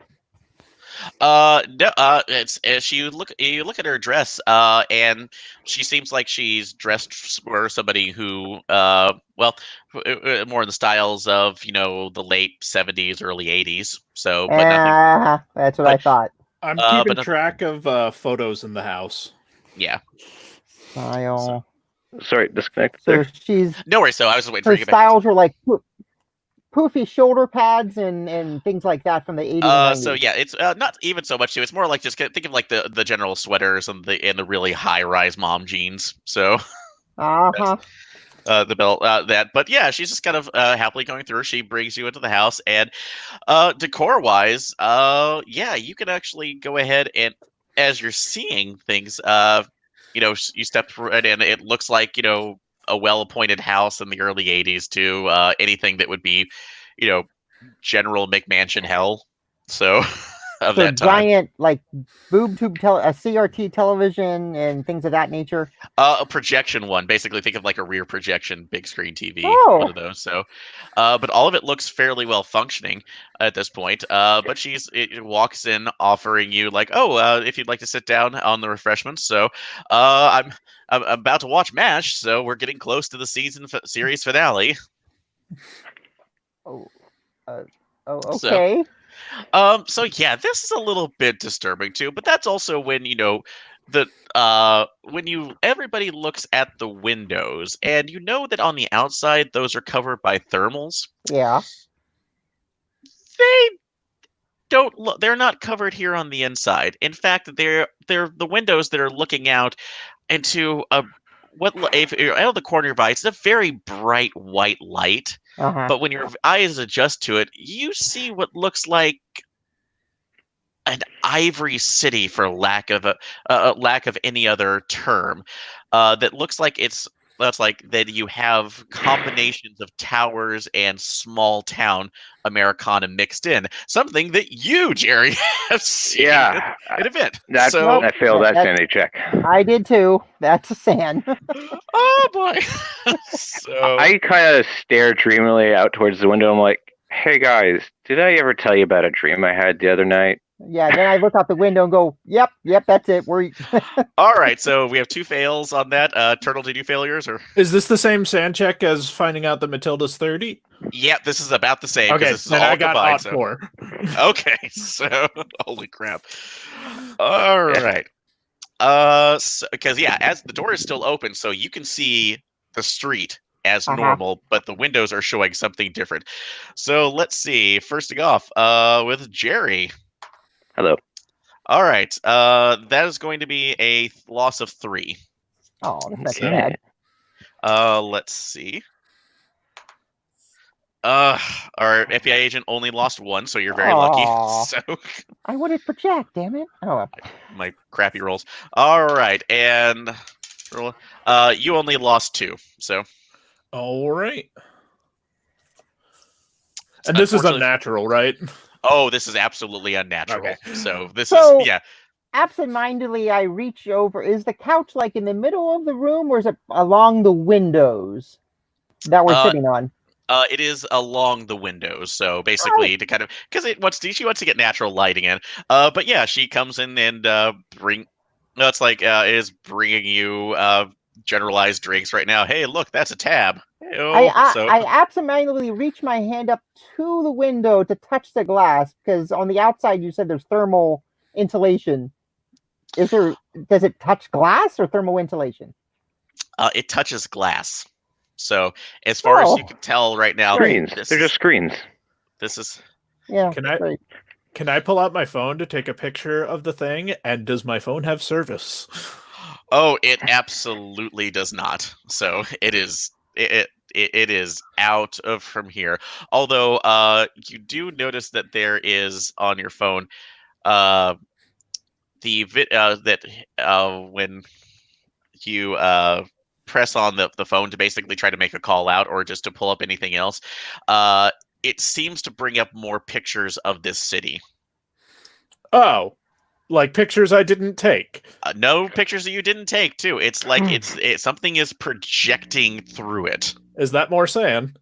Not right now. So because mainly it is just you're in a place right now, but it is Oh problematic. boy. So, Matilda, what do you said you're really well off? What do you do? Oh, so, nothing right now. I'm technically retired. I know at this young age, as you can think of it. But my it's, my son keeps me it's like up. So he basically provides for me with it. He's a researcher, so he's an astronomer, and you would think a position like that wouldn't give you as much money, but he found a way. So he set up he set up the solar sails in the back, so I don't have to live on the grid again. I don't have to worry about anybody having to pay any particular big bills for energy. But you said I could get more money off of this, or I could help other people. No, as a local business, we're always happy to help the fellow civilian. And if you would hook your power into our solar grid, we could or into our power grid, we would send you a check each month for the amount of electricity you sell to us. You don't have to. You can just sit back and even relax and retire even further with even more money to go on vacations to Disneyland. Oh, that would be so great right now. I've talked to the fact of that's the fact for Jerry to maybe have some grandkids. That would be a fun thing to do. But well, it's like he says he's always too busy, or his life. His life takes him into odd places, and she kind of drifts off for a second, and you see her vision just kind of go blank for a second as she's staring past you. So where's Mr. Conway? She's still staring. She's just she doesn't seem like she's hearing you. Can I tap her twice and go, "Pardon me, ma'am? That tab just went right through me. Do you know where the bathroom is?" Okay, so you're tapping her on the shoulder? Yep. So, yeah, maybe you'd go ahead and do that. Oh boy. So, so a couple things that ended up happening here. One, first off, let's see where. I'm gonna go ahead and take some hearings on here. Where was that? All right. So you are actually, the minute you touch her, you're actually kind of thrown back, like you received an electric shock, and it just pole vaults you over. It basically pushes you over across the room as well, and you end up taking 2 hit points of damage. Woo! So it just really sad. The other two, you see your colleague just fly across the room, and when it happens, it's like a circuit is disrupted, and that for a brief moment, you see the house shift for a second, and it looks much darker. It looks it looks much darker. You actually do see the thermal blankets over the windows. It looks like it hasn't been taken care of years. You see Matilda standing there, much older, looking like a 90-year-old who has not had a lot of care in her latter half of her life, just looking haggard. And something else and you see that, oddly enough, it looks like when she moves around a little bit when she's jolted, there's that shadow effect again, Jerry, when you come to where you're seeing it almost seems like it moves independently of her before resolving back. And then suddenly everything snaps back into focus again.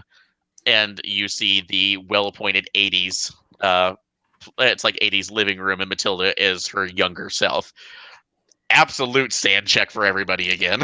So, Woo boy. The whole room snapped. I made it.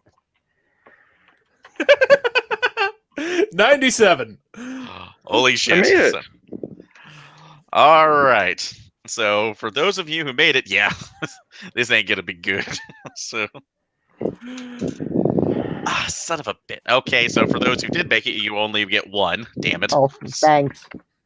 I know you. I heard that joy. That man.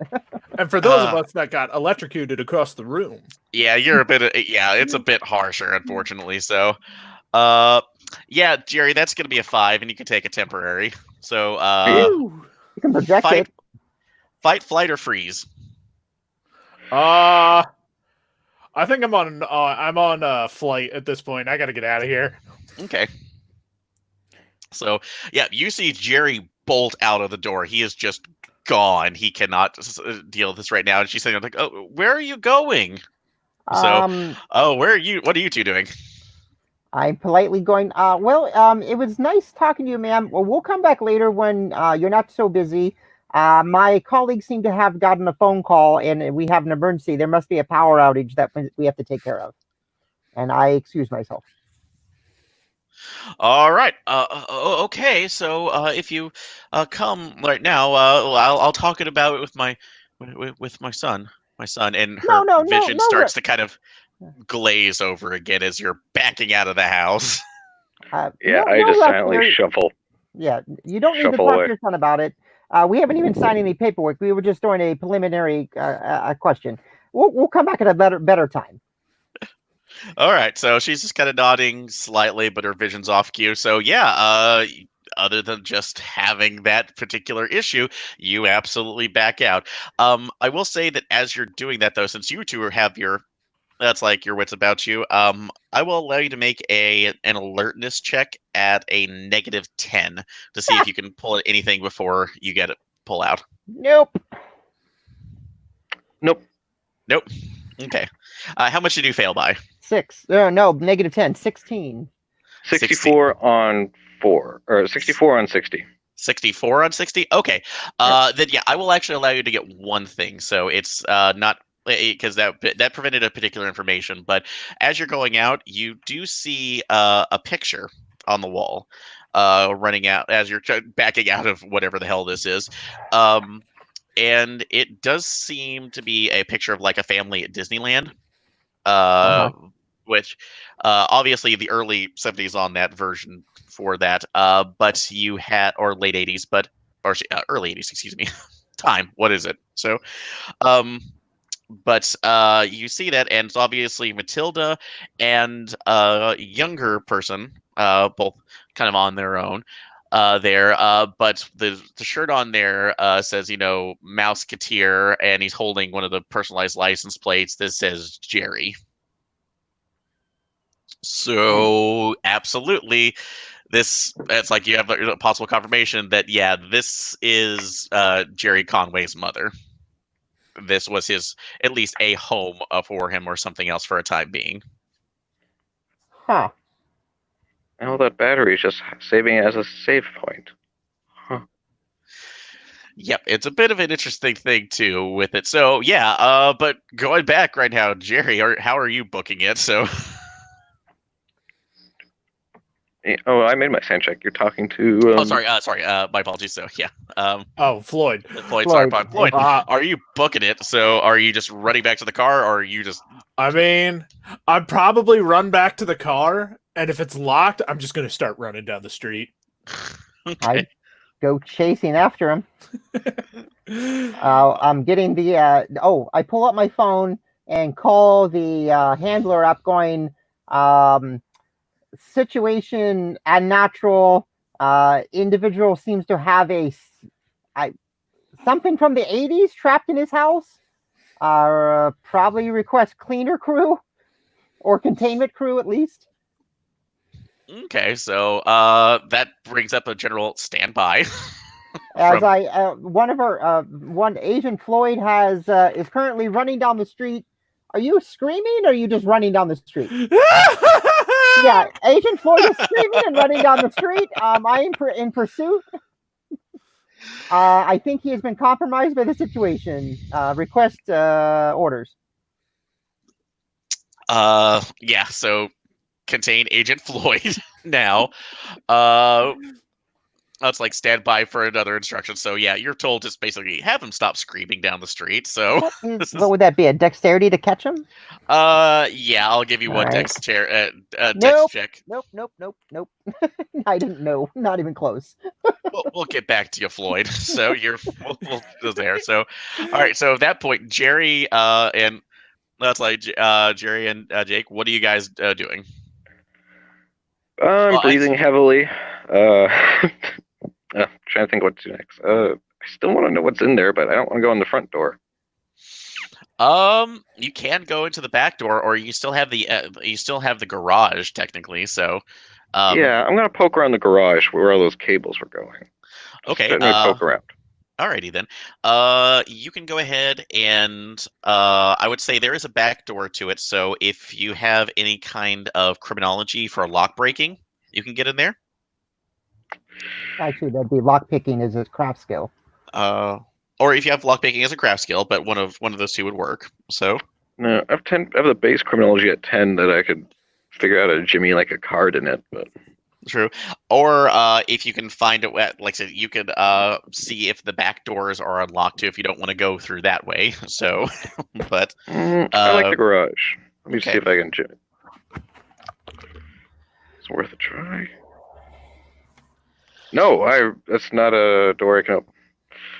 Okay, then the only other way you can really get into it there without going back in the house and looking for something, I would say if you want to do just a base strength test to try to break open the door, because it's a garage door with a simple bolt lock, so it's not that secured. Okay, would I do that yet? I might pretend I stumbled into it and try and I'll still force it, but if anyone's seen me, I'll be like, "Oh, sorry, just checking out the wires." Okay, so yeah. So actually, what is your base strength skill? My base strength skill would be 50%. 50%. Okay. Yeah, that's not really like over the time right now, so that's going to create a roll. But I will say I will roll luck on my side here once that's done. So go ahead and make it. Okay. I rolled 27. 27. Okay, that makes it. So yeah, you just break right through. And high or low? High. All right. All right. So I am gonna go ahead and give that to you because you basically got 50 right down the middle. So I'm gonna go ahead and that's there. So yeah, luckily enough, the neighbors don't hear anything. It's quiet enough. So they're a little concerned with other things. Yeah, everybody else providing a great distraction. Yeah, you're absolutely honestly doing that. So as Floyd's just $1 million $1 million manning it down the road. I'm chasing after him. But yeah, you get in there, and relieved. Split the party. Enter the danger by myself. Yeah. Good job. Well, relief. You see that the light that you're seeing that's coming through the windows is natural. So it looks like it's the normal sunlight. You actually see where you wiped off the dirt to kind of look into it as well, and you absolutely see all the generators as well in conjunction with what looks like a 1990s box laptop, if you've ever seen those. So, it looks like essentially it looks like a. I wish also if I can find a picture of this. But essentially, it is like a brick that had a small liquid crystal display built into it, but you popped off the keyboard itself and put it down, and it was connected to what looked like a phone cord. So, I know this one. Yeah, so it seems to be connected into some of the generators, and as well as about a bank of what appears to be 30 different floppy drives, all that are constantly going off on each other. So, and that's like relaying general information. If you have any kind of computer sciences, you can roll this and take a look and see what it is. Or I will say the screen is running through equations and different process. So I would say you can do mathematics at a -20. When you said the floppies were going off of each other, I thought you meant like they were ejecting their floppy disks into the Oh. other floppy drives. Oh, that sounds amazing. Though. I love that idea. Not appropriate for this, but I love that idea. All right, what was your mathematics score? Math is 50, but I do have computer science at 60. Okay, yeah, so you can roll that as well. 26. 26. So, yeah, everything that you're seeing here, the system, as far as you can tell, is constantly balancing the energy from it, but it that it's getting from the solar panels, but putting them into the generator. But then it seems to be pushing it through a series of from the schematics you can pull up light refractors that are bouncing all around the house too, that seem to be continuously saturating it in some sort of that's like some sort of light that you can't identify. Yeah, I'd like to mention that over the phone. I guess if he's still chasing them, just be like, "Hey, I think I found where the power's going, but it's that's great. lighting." Shut it off! Shut it off! As I keep running down the street. Okay, but yeah, you actually do see that the coding right now it's fairly basic. So it's an ancient old, it's basically running off of DOS. Is what Frankly, it's. guys, I'm surprised this works at all. Shut it off! Yeah, and I thought it was using Fortran. Yeah. So no, it's a fairly simplistic process that you can see, but you can see all of it is basically running off of it's constantly pulling off of all the floppies for its amount of information. It's like when he built this, it was the laptop is essentially too small and not powerful enough, so he had to rely on the data from those floppies to constantly keep the equation going. So, but you do have the ability to shut this off. It's not that hard. Yeah, I mean, I guess so. I was told to, and that seems to be pretty relevant. I guess I won't just unplug it. I'll see if I can just enter line keys to stop it, just properly shut it down. Yeah. So it can be restored if I needed to. Yes, you can do that. I will say that you can, and you don't even have to make another reroll on that because you made your computer sciences roll. You find down the shutdown sequence, although it constantly tells you, you see these are custom prompts that have been put in here stating, "Are you certain about this?"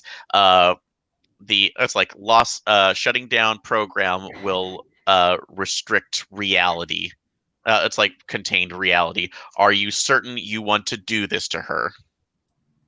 And that's the last question before it comes up. Hey guys, it's asking something that I'm not. Can I get one of you to take a look at this? Can you shut it down? Okay, so all right, so yeah, so about that time, Floyd, you've regained yourself. You've been able to. I've just passed out onto the floor. Yeah, you're faster than I can. You're out of breath, but you're still awake too. It's more just what the fuck was that? So,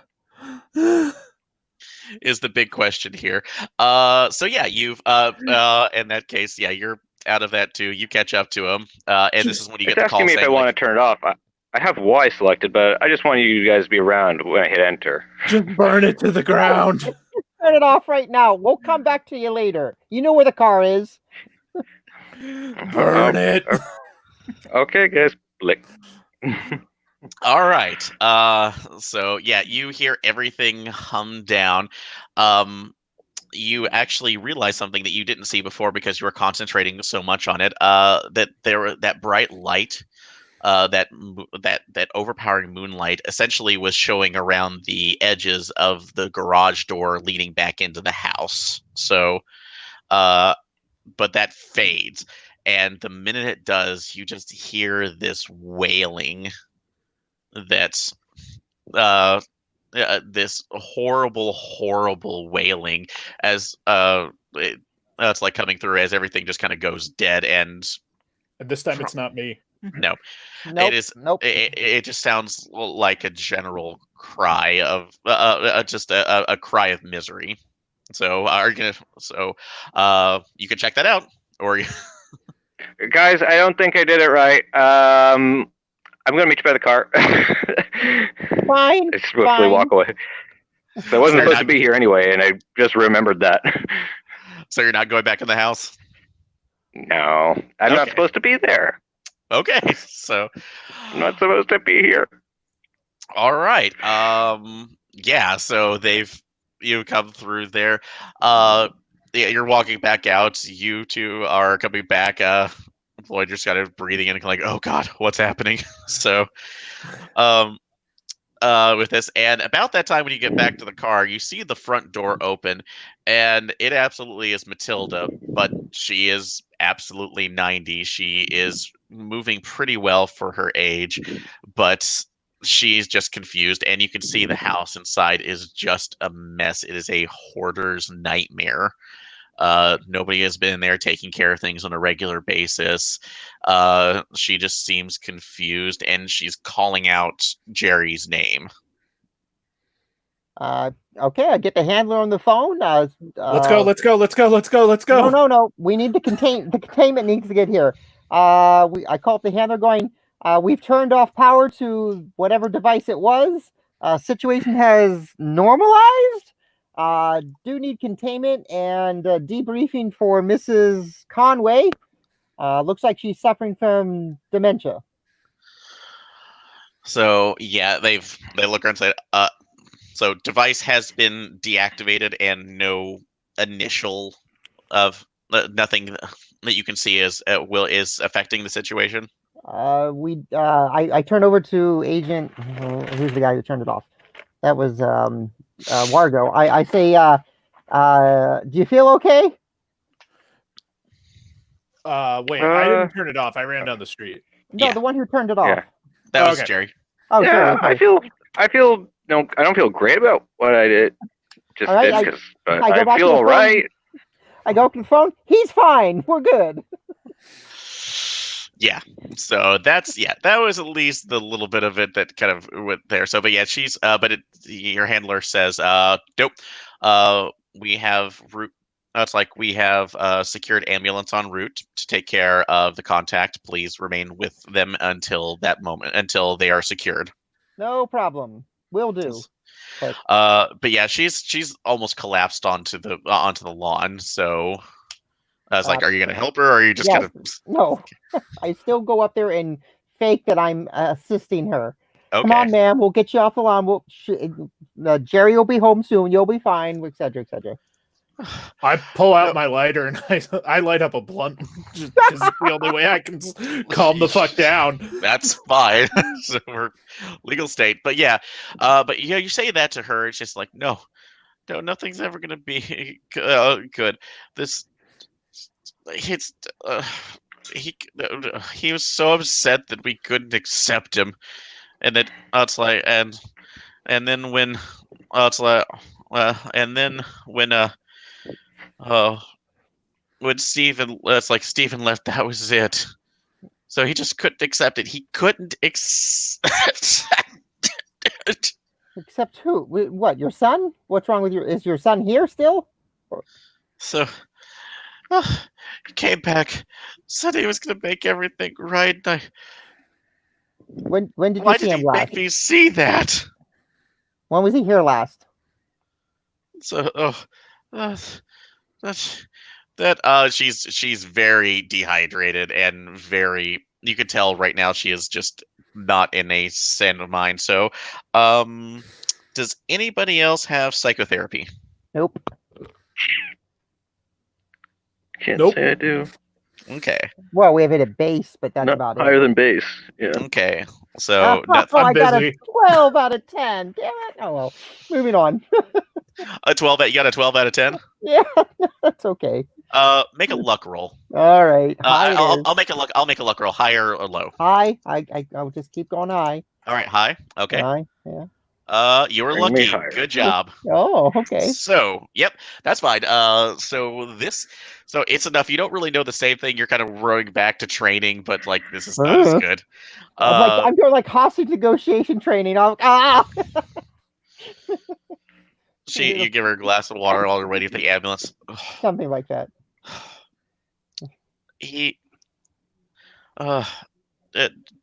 Jerry was different, so he was the time. I don't want to say ahead of the time, but I know I don't want to say that because it's not right. And it's like, you know, there's always been people like him. That's like him. No, people who, you know, didn't. It's like weren't in the normal relationships, the regular relationships like me and his father. But I accepted him. I let him know it was fine. But his dad never did. He just decided it was not that, and he buried himself in his work. And I thought he was going to be happy when he found Steven, but you know, when the work took him other places, he just couldn't accept it, and he lost himself in his work, just completely. But he came back. Aaron, didn't you say Stephen Holland was a coworker? Yes. Stephen Holland was one of the other research fellows back at the University of Montana. All right. Oh, goodness gracious.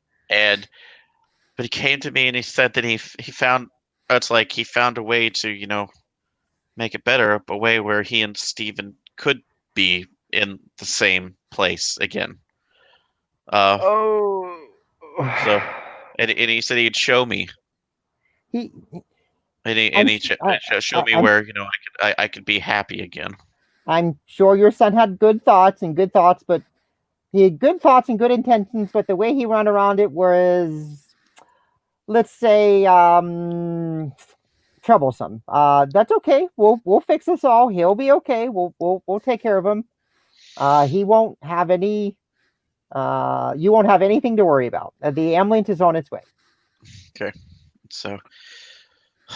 Okay. I don't want him to hurt anybody. I know he's doing good. He's a good boy, but he's just he can't see reality for what it is. No. God, those memories, I can't get them out of my head. If he tries to make everybody else think that. No, we have people you can talk to about this. It'll be okay. We'll try to bring him in unharmed so you can have a sit down with him, because it looks like you just need to have a good chat. Yeah. So yeah, that's about it. So you do have access to the house. So if you want to make one more, let's see. Now does the house look normal other than it's a pack rat? Yeah, it's a hoarding situation here that you can kind of see. Let's see. I will say either alertness. So can be a part to search for anything else is here. Or forensics too. I will actually go ahead and allow that. Okay. Specifically looking for his room. Mm-hmm. Is his room a pack rat as well? Like I said, he doesn't have a particular room here, but I will say, go ahead. You go ahead and make the forensics roll, and I'll let you know what you get. So, I got a 16.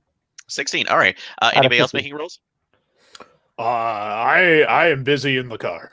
He is smoking a doobie. Okay, do that. Jerry, anything else? Oh, you still there, Alex? Yeah, I muted myself. Forgot. Okay, no worries. Yeah, I'll do alertness. Look around if I can. Okay, go ahead and make that roll.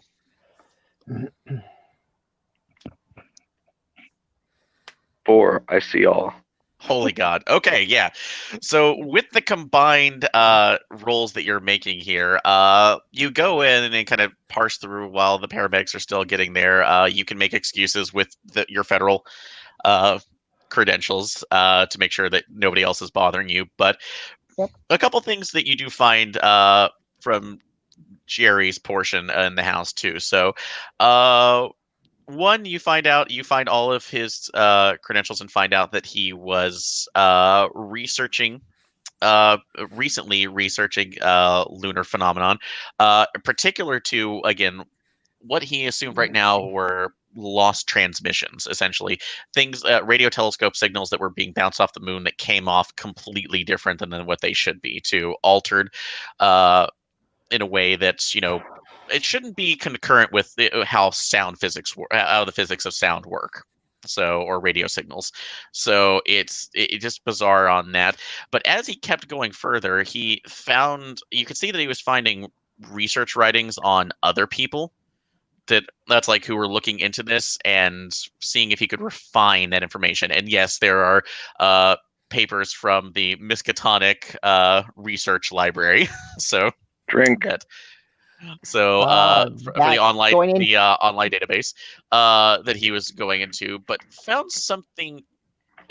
What would be maybe just something of a myth too, that's producing, so that's like certain, or capturing certain, well, light or that's or energies right now could open a door to a world, at least other worlds that's like we're better or of an imagination too. And a lot of those, when you're looking through stuff, you also do see schematics and plans for other solar cells that are set out into a larger desert portion of the air. That's like outside a desert area, just about 15 miles outside of the Owens Radio Observatory. Yeah. With that's like where it looks like it could be hooked into that necessarily, at least with the signals. But yeah, those are a lot of solar cells. That looks like there is maybe some sort of different, some sort of tent or structure that is being made up completely of these thermal blankets and other reflective materials. And he just keeps repeating that he's going to make things right again. He's going to go where he and Steven can be together. Now, is this all on hard paper, or is this like a computer file? What? This is all just random scribblings around there too. These are all physical files. So, yep, but you also, that's all going in the car. Fair enough too. I recommend the trunk if you don't want them to smell. Well, yeah, that too. Yeah. So, but yeah, you absolutely do see this though, with the. That's like where it is, where it's at, and you do see that the date from where it is, it is corresponding to a lunar eclipse that is supposed to be happening within a day. So great. Oh, sorry, 2 days. Excuse right. me. So that's like if you can find him, so that could be. Well, he's 15 miles out of town, and I'm pretty okay. Yep, that's fine.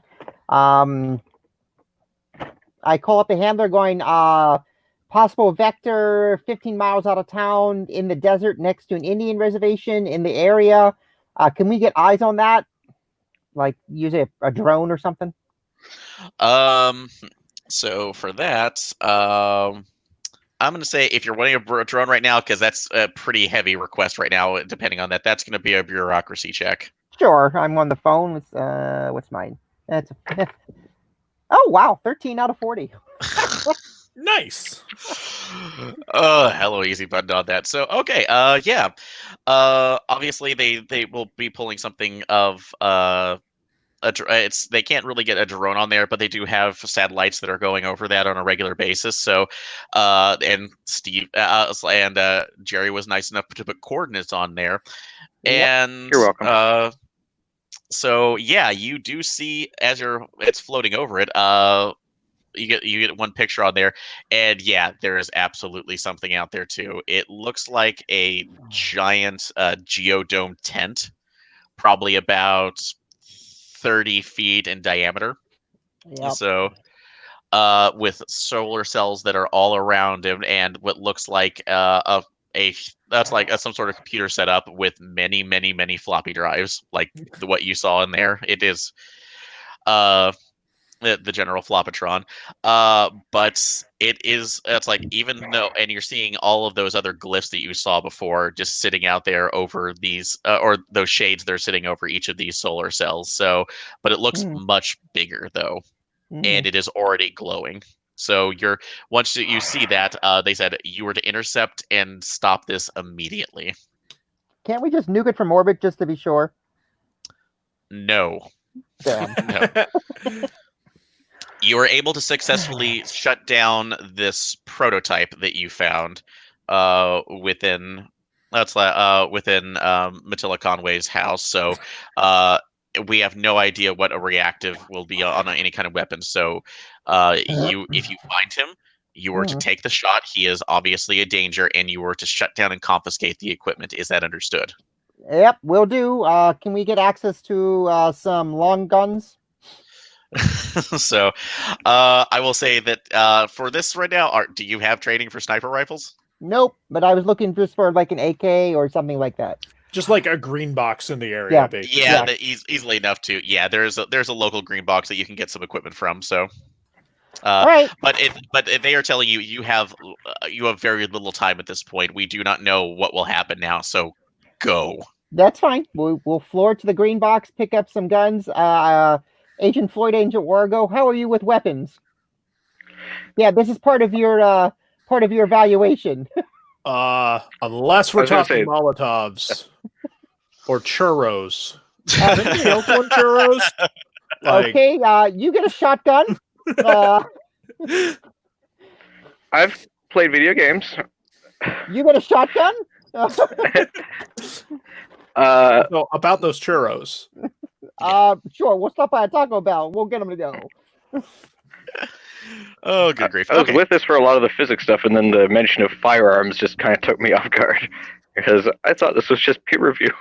Probably the only reason I'm remotely okay with being handed a shotgun is that I am not in my right mind.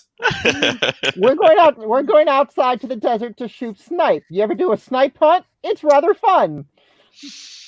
That's an idea. It seems rather extreme to destroy his work, but I guess intellectual property is intellectual property. No. Also the fact that it literally creates it potentially creates rifts in reality to a dimension that exists on a moon somewhere. Can we also get like tarps to cover up the solar panels? Sure. Yeah. No, absolutely. That's not it's like that's fine. So. Just think of this as part of your evaluation, and after this, I don't think you have to worry about. You'll probably get tenure. No, definitely. So give him the shotgun. Oh, good, because a lot of this is reminding me of my own research. Yeah. All righty then. Yeah, you better not copy this down. If I see you reading one of these things, I am pulling one to your head. Well, what I'm really doing is investigating the feasibility of creating world record intensity magnetic field pulses with terahertz frequency and femtosecond timing with fancy donut lasers, and trying to solve the mystery of a seemingly theoretical, impossible chiral symmetry breaking phenomenon that I've seen experimentalists encountered. You know, that sort of thing. Dude, have you tried churros? They might be the secret to your research. Ooh, can I have one? Yeah, I hand out churros. So churros for everyone. I make a mental note to contact handler later to make sure that this person is not assigned to any more missions. Well, yeah, that's going to be a decision depending on your performance review. So, but yeah, as for the top of the green box, getting a couple shotguns as necessary. Although you were told if you can keep this quiet, that is absolutely the necessity too. So they did not send the right team for quiet. Nope. So, but that that depends on your ruse. So, you get out there, and yes. So, what time? At this point, it was you had gotten in the afternoon, so it's only starting to get around sunset. So, the move is obviously out out now, but it's not at it's like a full zenith essentially. But it is full though. So. And will be for the next day. It's almost it's waxing. It's waxing and it's almost full, so it will be there. But yeah, you get out there. You obviously see the tent itself, which seems massive compared to the ranged area around it. But it doesn't seem as solidly constructed as the house was, or at least how everything was taken up. So as you're coming towards it, you can see two things: that white moonlight, that synthetic or whatever it is bleeding slightly through the cracks of those, and every time it does, it creates that shadow effect that seems to stretch out partially, like a physical object from the tent, and then snap back into place. You said the computers are outside? The banks are outside, and it appears that there is another very old '90s laptop that is sitting there with other floppies. Although the bank on there is probably about twice the size that you saw the one that was in the garage. Agent Wargo, can you shut that down again? I think you mean Agent Gary. Floyd. Yeah, Gary. Yeah, can you shut that down? Well, Sorry. last time it was fairly easy, so I feel pretty confident about this. If not, Fine. there's always manual. We'll cover you. You get working. Okay. I'm gonna try covering up the solar panels. Good idea. Okay. So let's get this forward. For it. So Floyd, you said you were going to try to cover the solar panels. Yep. Okay. That's Jerry. You're going to try to go to the bank and shut it off like you did in the garage. Yep. Okay. I'll run fixit.exe. If anything comes out of the tent, I'm stitching it up. All right. And so Robert, you're keeping overwatch on the tent to see if anything comes out of it. Yep. Okay. All right. So I'm going to go in order from what you started. So first off, Floyd, you start running over. You have the tarps on in, but the minute that you step within the field, essentially, because it feels like everything is humming, it almost vibrates your teeth because of the ambient energy that seems to be coming off of this thing. You feel a pull, and it's not so much like somebody has grabbed onto you, but it's like you've walked. If you've ever gone through a resistance test where you're pulling your arms and your body forward, but obviously you have a cord pulling you back. It slows you down, but doesn't fully go through. But then you step ahead, look behind you, and your shadow is no longer connected to you. It has mass. Well, that's a sand check. It absolutely is. And everybody else who is getting near that, I will say, Jerry, were you running towards the control center? Yeah, I was heading in. Okay. What time of day is it? Evening. Oh, evening. Okay, shadows are long, yeah. Yeah, they are. So Jerry, you also have that happen to you, and Robert, you see this happening. You're not in the field since you're on Overwatch, but it's happened. Well, so go ahead, make your sand checks. I failed my sand check. How do I do the thing where I spend willpower and break a bond to take less sand damage? Okay, so for that, you choose the bond. You decide how you're going to use it, and then basically it's a will spend to negate that. D4. Okay, I'll blame my boss for it. Yeah, you're projecting onto it to do it. So let's see. 1 second. I passed mine, by the way. Okay, good. So do I have to roll it, or because I'm not in the effect, or since I see it, I still have to roll it? You're going to roll it, but you'll just have a lesser effect if you since you're not having to fight it. Very good. Okay, so that would be reducing the willpower by a bond and a D4, and then test sand. So, and if it succeeds, then a temporary insanity can be stifled. So, wait, so I roll sand again? Yeah. So you'll roll sand again on that. No, is he projecting or suppressing? Suppressing is, yeah. Oh, that's repressing. Sorry, my apologies. So I meant projecting. Yeah, you're just projecting onto that. So so you'll reduce it by the bond. Sorry. All right. So D4 and subtract it from both, and willpower. You subtract it from your willpower too. Okay, I got a 1 on the D4, so that's 1 from both. Okay. And then how much damage is it? All right, so you're both in that. So anybody who failed that? No, I passed. All right. Ooh. So yeah. Since I take off my glasses. It's definitely my glasses. Yeah. Anybody who got lost 4. So. Well, that's a breaking point. Oh, goody. What was a pass? Pass on that. Let's see. D4. So, you only lost 2. So. Down to 29. So how does breaking point work? Because I have no idea. All right. So that actually comes kind of after the fact too. So. Okay. But yeah, for how you're addressing things. So don't worry about it quite yet. So. This will work towards your advantage. This might work towards your advantage if you're dealing with something. So, but yeah, you're facing a literal shadow of yourself. Both of those that actually talk in a similar voice, stating, "You don't understand what I'm trying to do. I can make this better for everybody." Yeah. Gonna put the tarp on the things because this needs to stop. Okay. So yeah, it's reaching for you. So are you going to try to dodge out of its way, out of its grip, or are you going to try to attack it or continue to put the tarp on? I don't have the shotgun out because I'd have the tarp out, so I'd dodge. Okay. All right. So go ahead and make a dodge roll. Base dodge, yay! +1.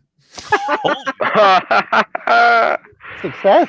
That's a I don't think. I don't think anything's I can do. But let's check this out. Yep, no, you just whip around the shadow too. It's completely off its game. So I will say, because you got that, you can go ahead and get the tarp on one of the generators for the first. So, right. and as you do that, yes, it visibly shudders. It just seems like it is taking its. It is basically just losing any kind of consistency and screaming no. So, all right, that's and we'll go. I'm going to let everybody's actions go, and then we'll officially roll initiative. So, with that, since it's already done there, so Jerry, what are you trying to do? You've increased the shadow. It's trying to make a move on you. So, I'm try to jogging faster. Okay. Running. All right. Since it hadn't attacked you yet. So I'm gonna say this is going to be just a base dex roll to try to get away from it. Okay, that'll be on 65. Let me see. Wow. Okay.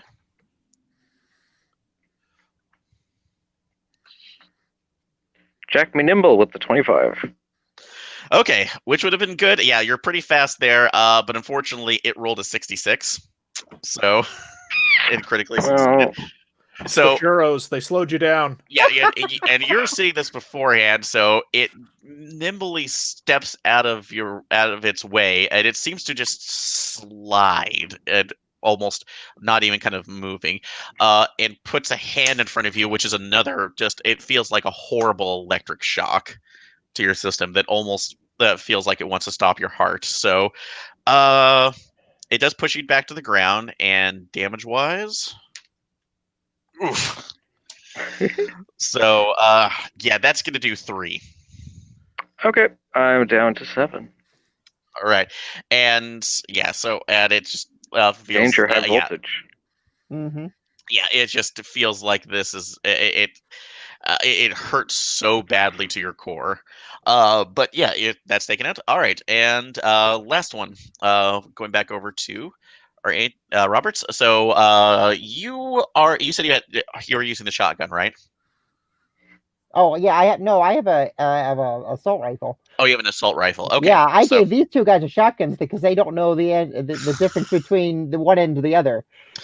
Boom comes out this end. Yeah, sure. I'll let you have that. So, what are you aiming at? What are you trying to do? You've seen. I see one being assaulted. Both of them being assaulted by a shadow, and he got knocked down. Mm-hmm. So that means the shadow is the shadow between me and him, or can I get a shot off on the shadow? You can get a shot off on the shadow. You don't know if it'll do anything. So I don't know either. That's why I'm going to shoot him. Okay. Go ahead and make your shot. Base for no. I got 50. Did Roberts notice that the shadows warbled when I covered up the thing with the tarp? I don't know. Let's see. That'll be an alertness. I will say alertness. Alertness. Yeah, base alertness. Oh, okay. Yep, I got it. 50, okay, yeah. 43 out of 50. Yeah, you absolutely see that when when the tarp was covered over one of the solar collectors, it immediately shuddered a little bit, so it seemed to disrupt its cohesion. Okay, then that means I will switch targets and shoot the solar collectors instead. Okay, so yeah, that's absolutely fine. I'll say 2 out of 50. That's not a crit fail, yay! Yeah. Oh, good. I really like my blood inside me. You're welcome. Oh, you said it ought to. Ought 2 out of 50, so that's a marginal success. Yeah, so, you do seem to wing it, though. It's not as much as that you would want to. So, let's see, the assault rifle, what's the damage rating on that? That is automatic. I'm going to say that's a heavy rifle, too, so that's going to be, wow, shit. Yep.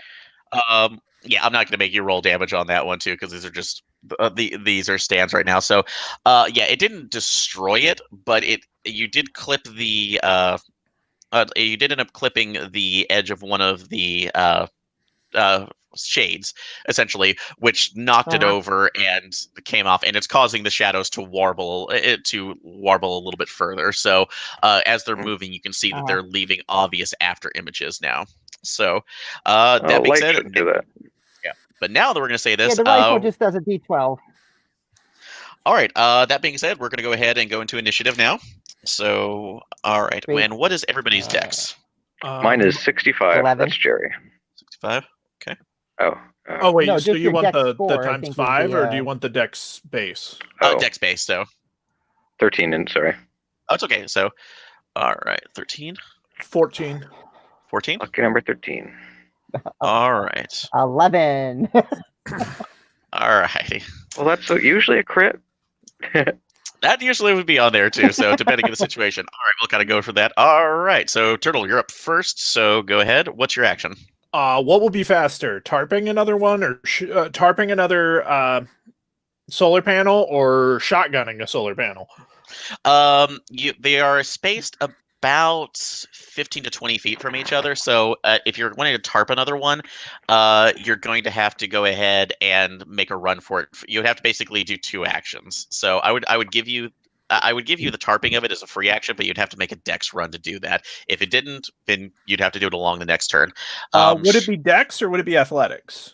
I would let you roll athletics for this. So. Oh wait, I suppose my dex is actually higher than my athletics. Yeah, because this the part of this is just running too. Because I could say you can get a tarp over it pretty easily, so it's not as big. So. All right. So what do I roll, dex or athletics? I would say if dex is higher, you can roll that. Okay, I'll take dex to cover up another one. Okay. 9 out of 70. All right. Yeah, so they're gonna try to catch you. I'm saying it's gonna try to, but yeah, that's not happening. So good Sweet. job. All right, so yeah, you go in another one. Combat and tarping. Yeah, and there are more after Combat images tarp. that are coming out. All right, so that's your turn on that. Let's see. The shadows are gonna go next, so they are pretty damn fast. Actually, take them back. They are. I apologize. They are moving concurrently with Jerry. So Jerry, what are you doing first? I'm going to run. Probably hook a J. Like if I started running into the things, I got zapped by shadow monsters, and I'm going to just kind of like try and turn around because I don't believe I took a weapon out to go shut off the console, but I'm running for it. Okay. So, all right. So you're just gonna book it with athletics or dex again? Yep. Okay. Go ahead. Make your roll. 41. That'll pass either, I believe. No, that'll pass dex, but not athletics. Like I was like, yeah, you can go ahead. So which one did you choose first? So that's the. Oh, You have to yeah. choose I guess I one would have before you chose dex. That would have made a lot more sense. All right, fair It was enough. last time. All right, so I'm you're dodging running between stuff, not running. Okay. So yeah, that's fine. So that would be good. They are going to try to tag you once, but they are obviously slowed down a little bit. So with this, Shoot them! They're behind. but it did get a higher count towards yours because I got a 59 out of 60. So. Oh, well, So- my cry is cut off short. Yeah, it's gonna. It wraps around. It's like so. It does wrap around your foot, but you do know that. But thankfully, you don't hear a shock because it's more insulated. So, but you can see like the obvious electricity crackling off of that. And I will say, let's take a look on this one. What is your unnatural rating? So far, it's 0. 0. You've had a couple things right now. Go ahead and take a 10 and Jesus. make a roll. Okay. All right. I'll take 10 for sure. 42.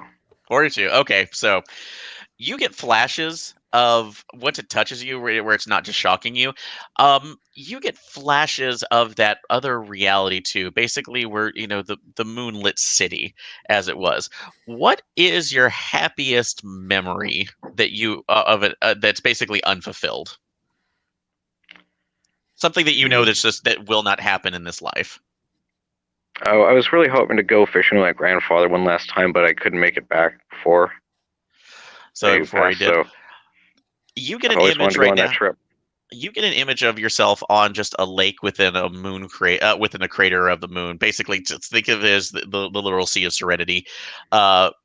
With it's like fishing and him, having the happiest time of your life.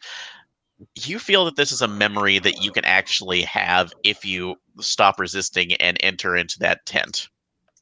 Make a sand check.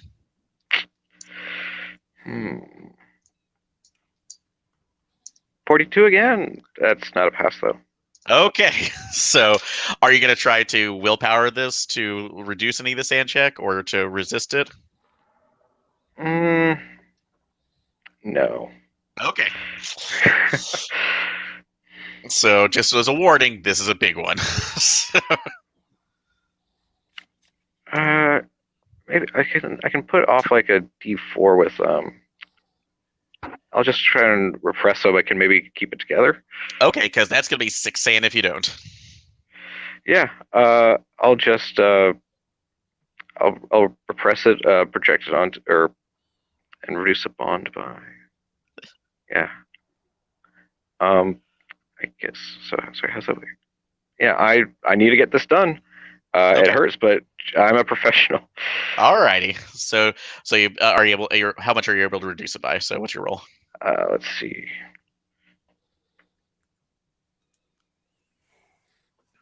One.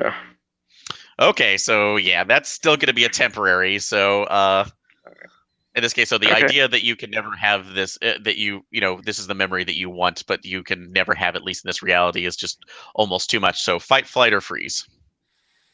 I'm gonna run. All right. Not doing me well so far, but it's better than freezing. Okay, so you're just gonna run away. All right. So, Yep. All right. So you're kicking it off and trying to get away from it. So we'll get back to you in the turn right now. So the next part of this, the shadows right now, the ones you see, a couple are more emerging from the tent, including what looks to be Conway. So he just pulls the flap back, and it seems that he's just incredibly angry.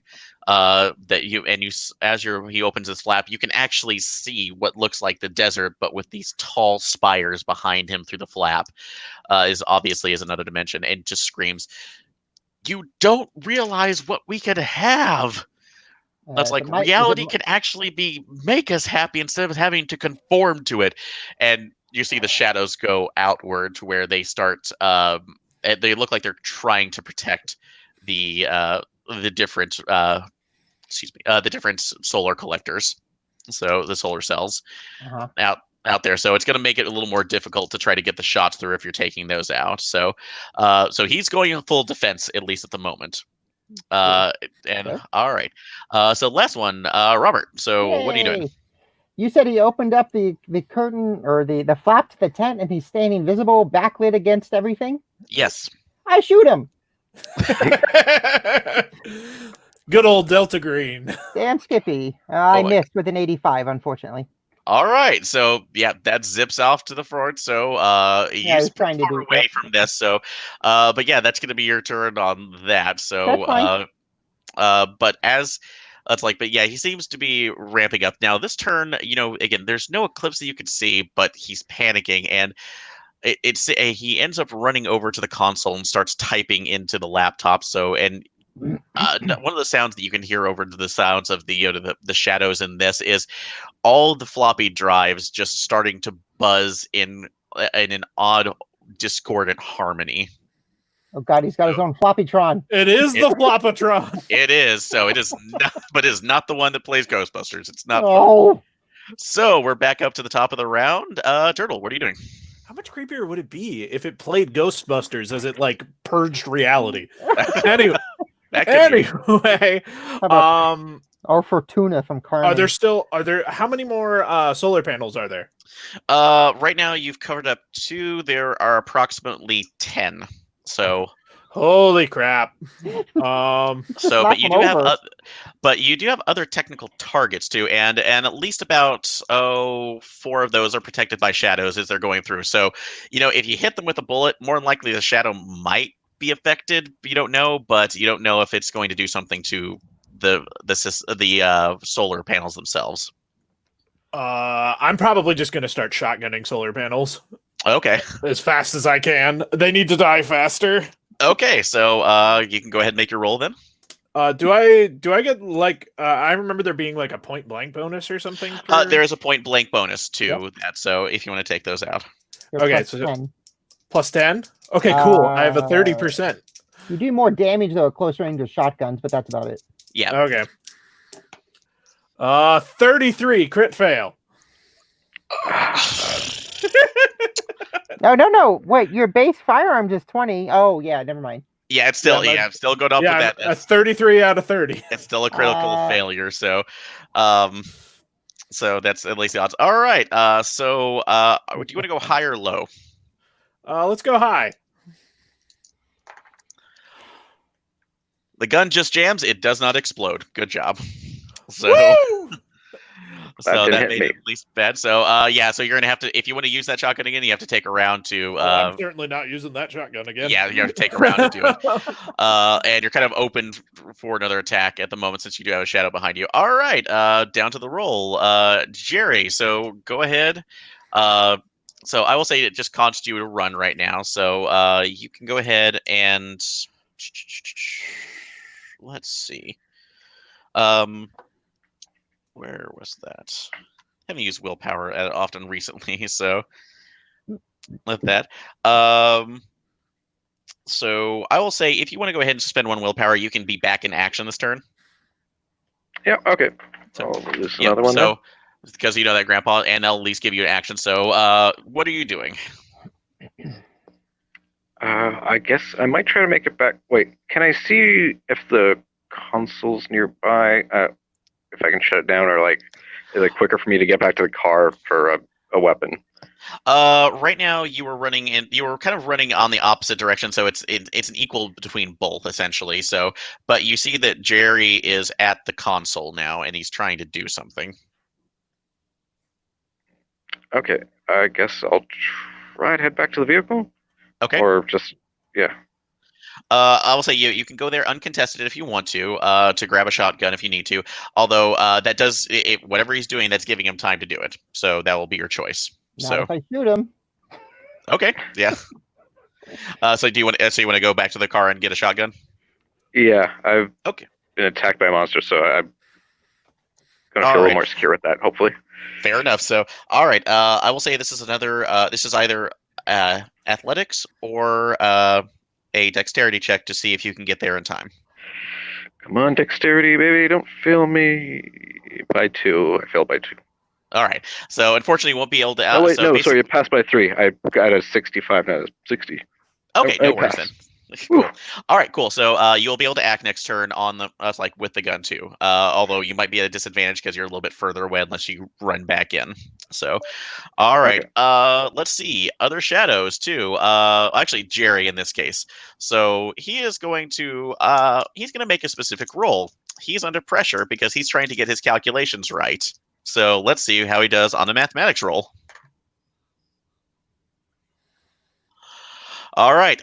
He has succeeded, and you actually see that each of the non-destroyed or covered solar cells starts to seem like it's pulling in for more and more energy. And the disturbing thing is that even though the sun is starting to set and there's still light, you can still see the moon, and it seems like that white light is drawing directly to it. So within about 3 turns, so it's going to be as charged as it's going to be, and something's going to happen. So you have until then to do that. The shadows are just going on the full defensive at this point, so they're going to try to keep as many of the solar cells operating as they can. So for that being said, we'll go over to Robert. So that's on your turn. What are you doing? I'm going to spray burst fire on Jerry at the console. Okay. So let's see if I can get the lethality on this thing. Well, I missed again. Never mind.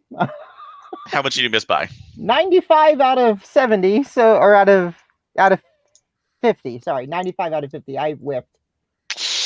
Yeah, that's not going to be good. So, No, all right. I missed completely. And the burst right now. And if you do another burst by next turn, you're going to have to take a time to reload. Oh so no, just I don't think I got another clip. I just grabbed the gun. Oh, just So I'm grab. gonna go to my Oh, pistol. I all didn't right. say So I then you grabbed might another have, clip. if you burst next time, you have another. You basically that's your shot. So I know. I'm All trying to right. kill him. okay. Don't you get to roll more than once if you burst?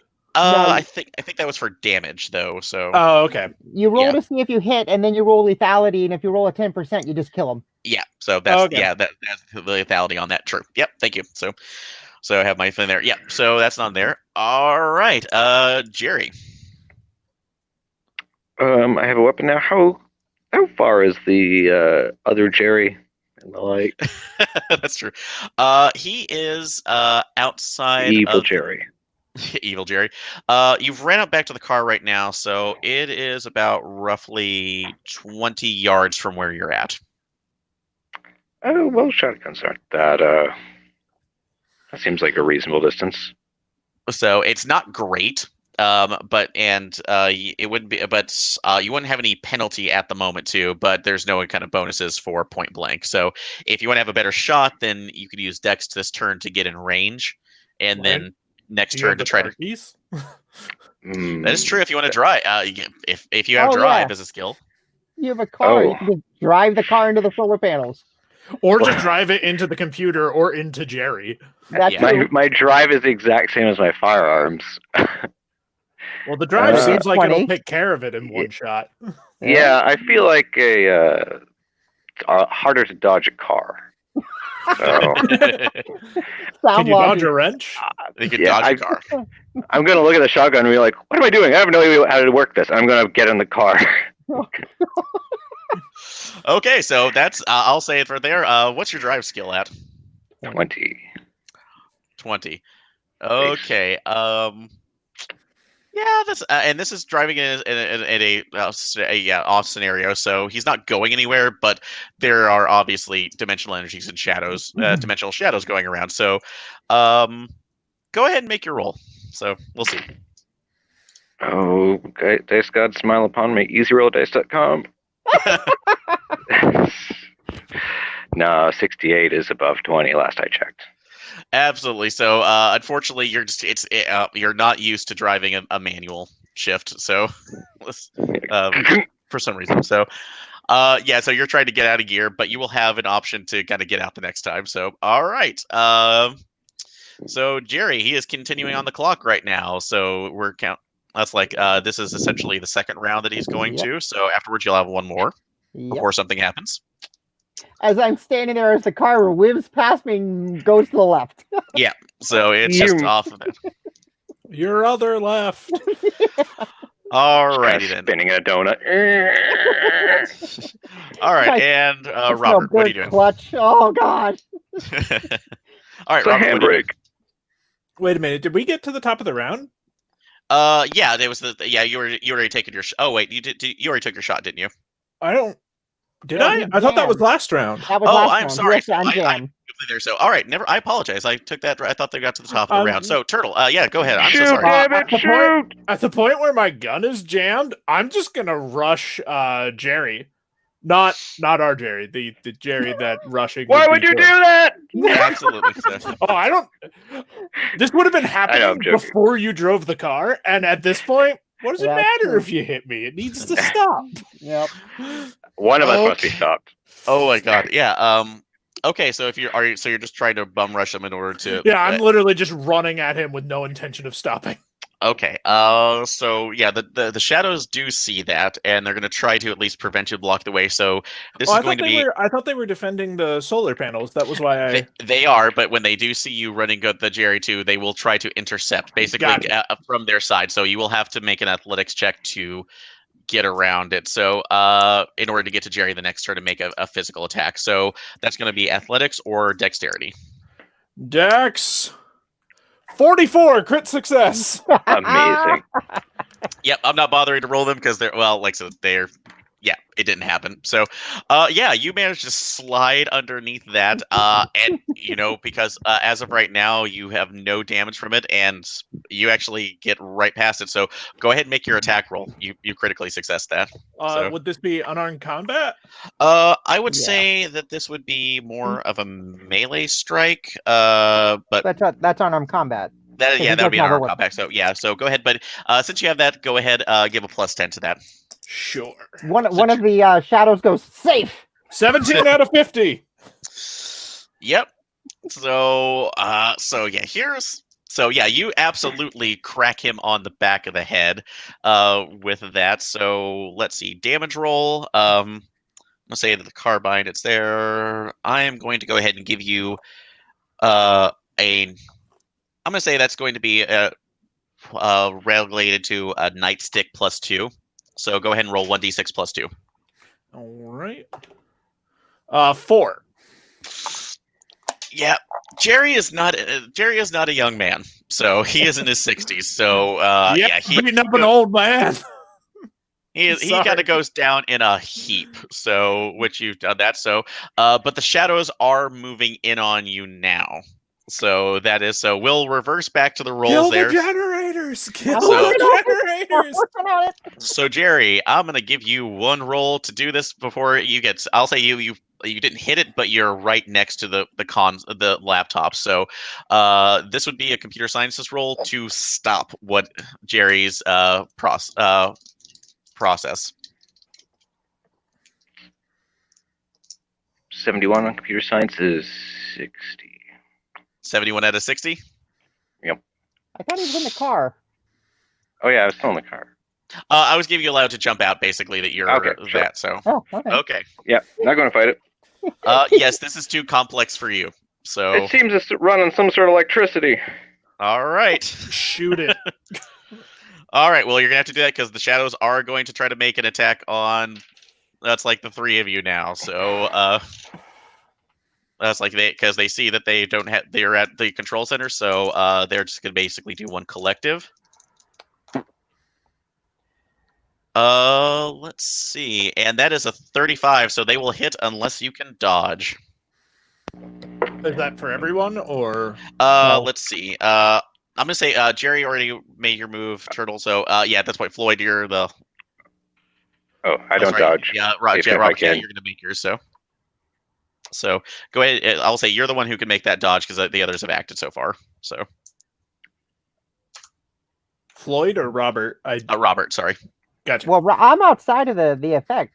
Oh, you're outside. I thought you were inside at this point. No, so, I'm okay. just shooting him at range with a gun. Okay, no worry. Oh yeah, you're for that. So okay, yeah, you guys have already made those. So let's see, damage rolls again. So, all right, go ahead and take 2 again. So as it shocked you, Both of us? both of you. So, Yay! God, not again. and you both get more flashes of this alternate reality where it is. Like I said, Jerry, you get more of your grandfather, and yeah. So Floyd, what is one of a happy memory that you're seeing that is an unrealized reality? Well, it had to have been eating churros with my father before he left my family. And ever since then, I have tried to eat as many churros as I can to fill that hole in my heart. Oh God! But they never quite taste right. Yep. All right. You're already at breaking point, so you're gonna. Yeah, it'll be later on. So don't worry about the sand check at this point. You're kind of low for it. All right. You have synesthesia, and all you taste is churros in all of your senses. Yeah, it's just all the way back down to it. So I can You feel can smell churro. and hear churro. all right. Yeah, Robert. So are you taking your shot?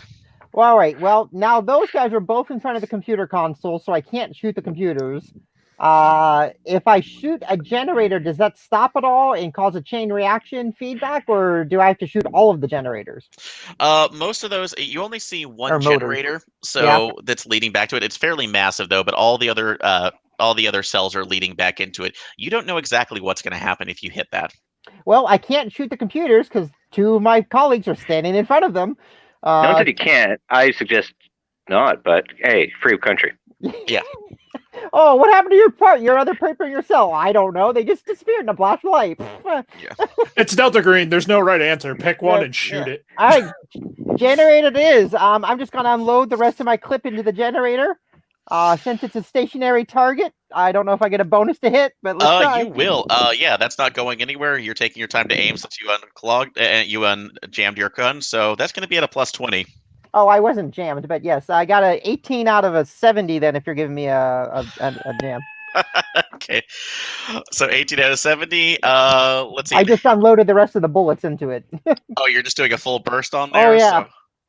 So, okay, so let's see. Where's the full balance on there? It's only a D12 for it, but I don't know. No, that's a D12 +2, so that's 3 of the rest of it. Roll 3. I want to see what happens. So roll 3. 3D12 plus 6. Oh, okay. 16, 18. 18 plus 6 is 24. Yeah. So this is what happens. Well, okay. It was nice knowing you guys. Yeah, you see your friends immediately are under attack from these shadows. They just feel like they're electrocuted. Yeah. So it's like they're out of it. You just unload into it. And however you hit it, it seems to cause some sort of chain reaction within the tent. It is obviously tearing at the seams. It looks like it's barely being contained.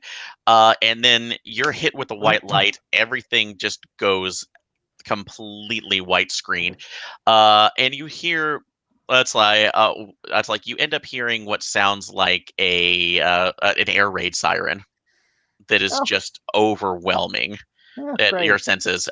Everybody passes out. It is outside of it. You're done. When you come to, you are still on site, but there are ambulances all around you. So you do see that your handler Faraday is there on site checking each one of you around the site. You seem that you're confused right now. It seems like everybody else has one of those shadow traces around, but thankfully they're not pulling away from it. There is a crater that is outside of it, just where the tent was. All of the solar cells seem to be just slag at this point. They are just completely melted. And Floyd is very dead. You see that there is a tarp over him. That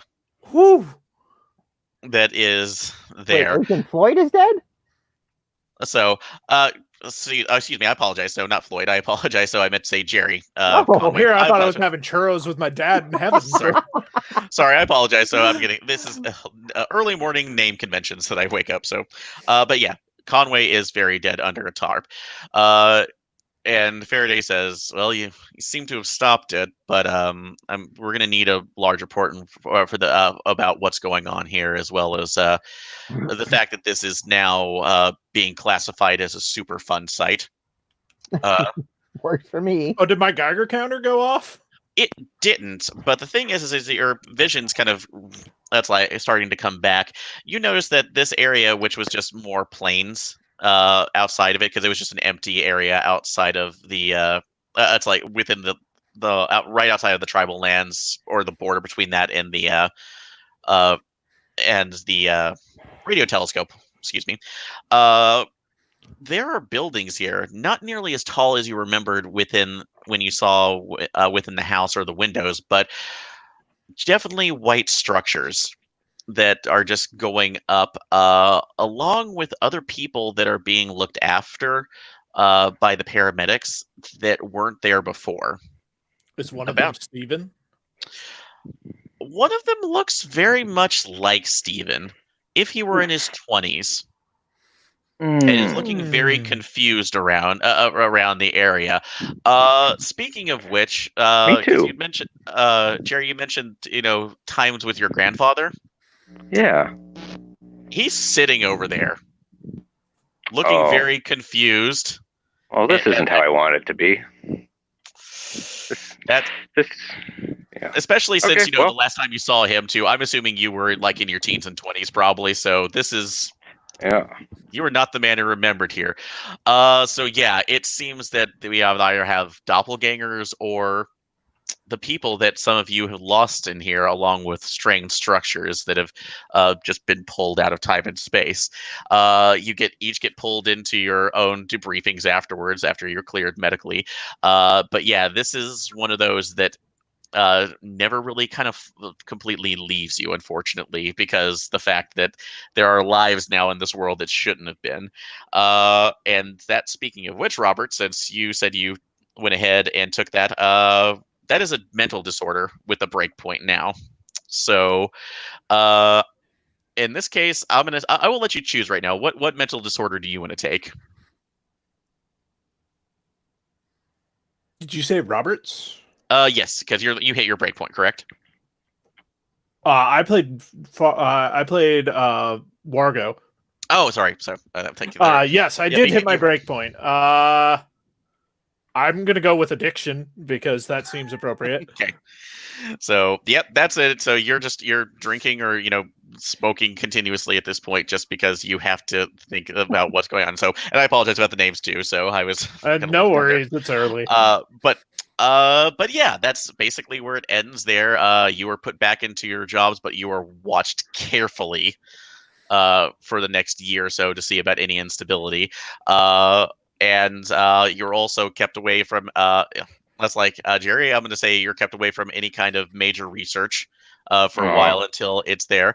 And unfortunately, like I said, it depends on the situation, but eventually you are your grandfather is reintegrated back into society, but so you're kind of kept off at a distance, unfortunately, just because this is not the way it should be too, and probably would shock him to learn about this world. But that ends the scenario. So for layered reality, questions, comments, suggestions? That was I awesome. almost thought I died in that explosion. Yeah, so I apologize. That I is my thought we did too. That would have been funnier if we woke up in the other reality.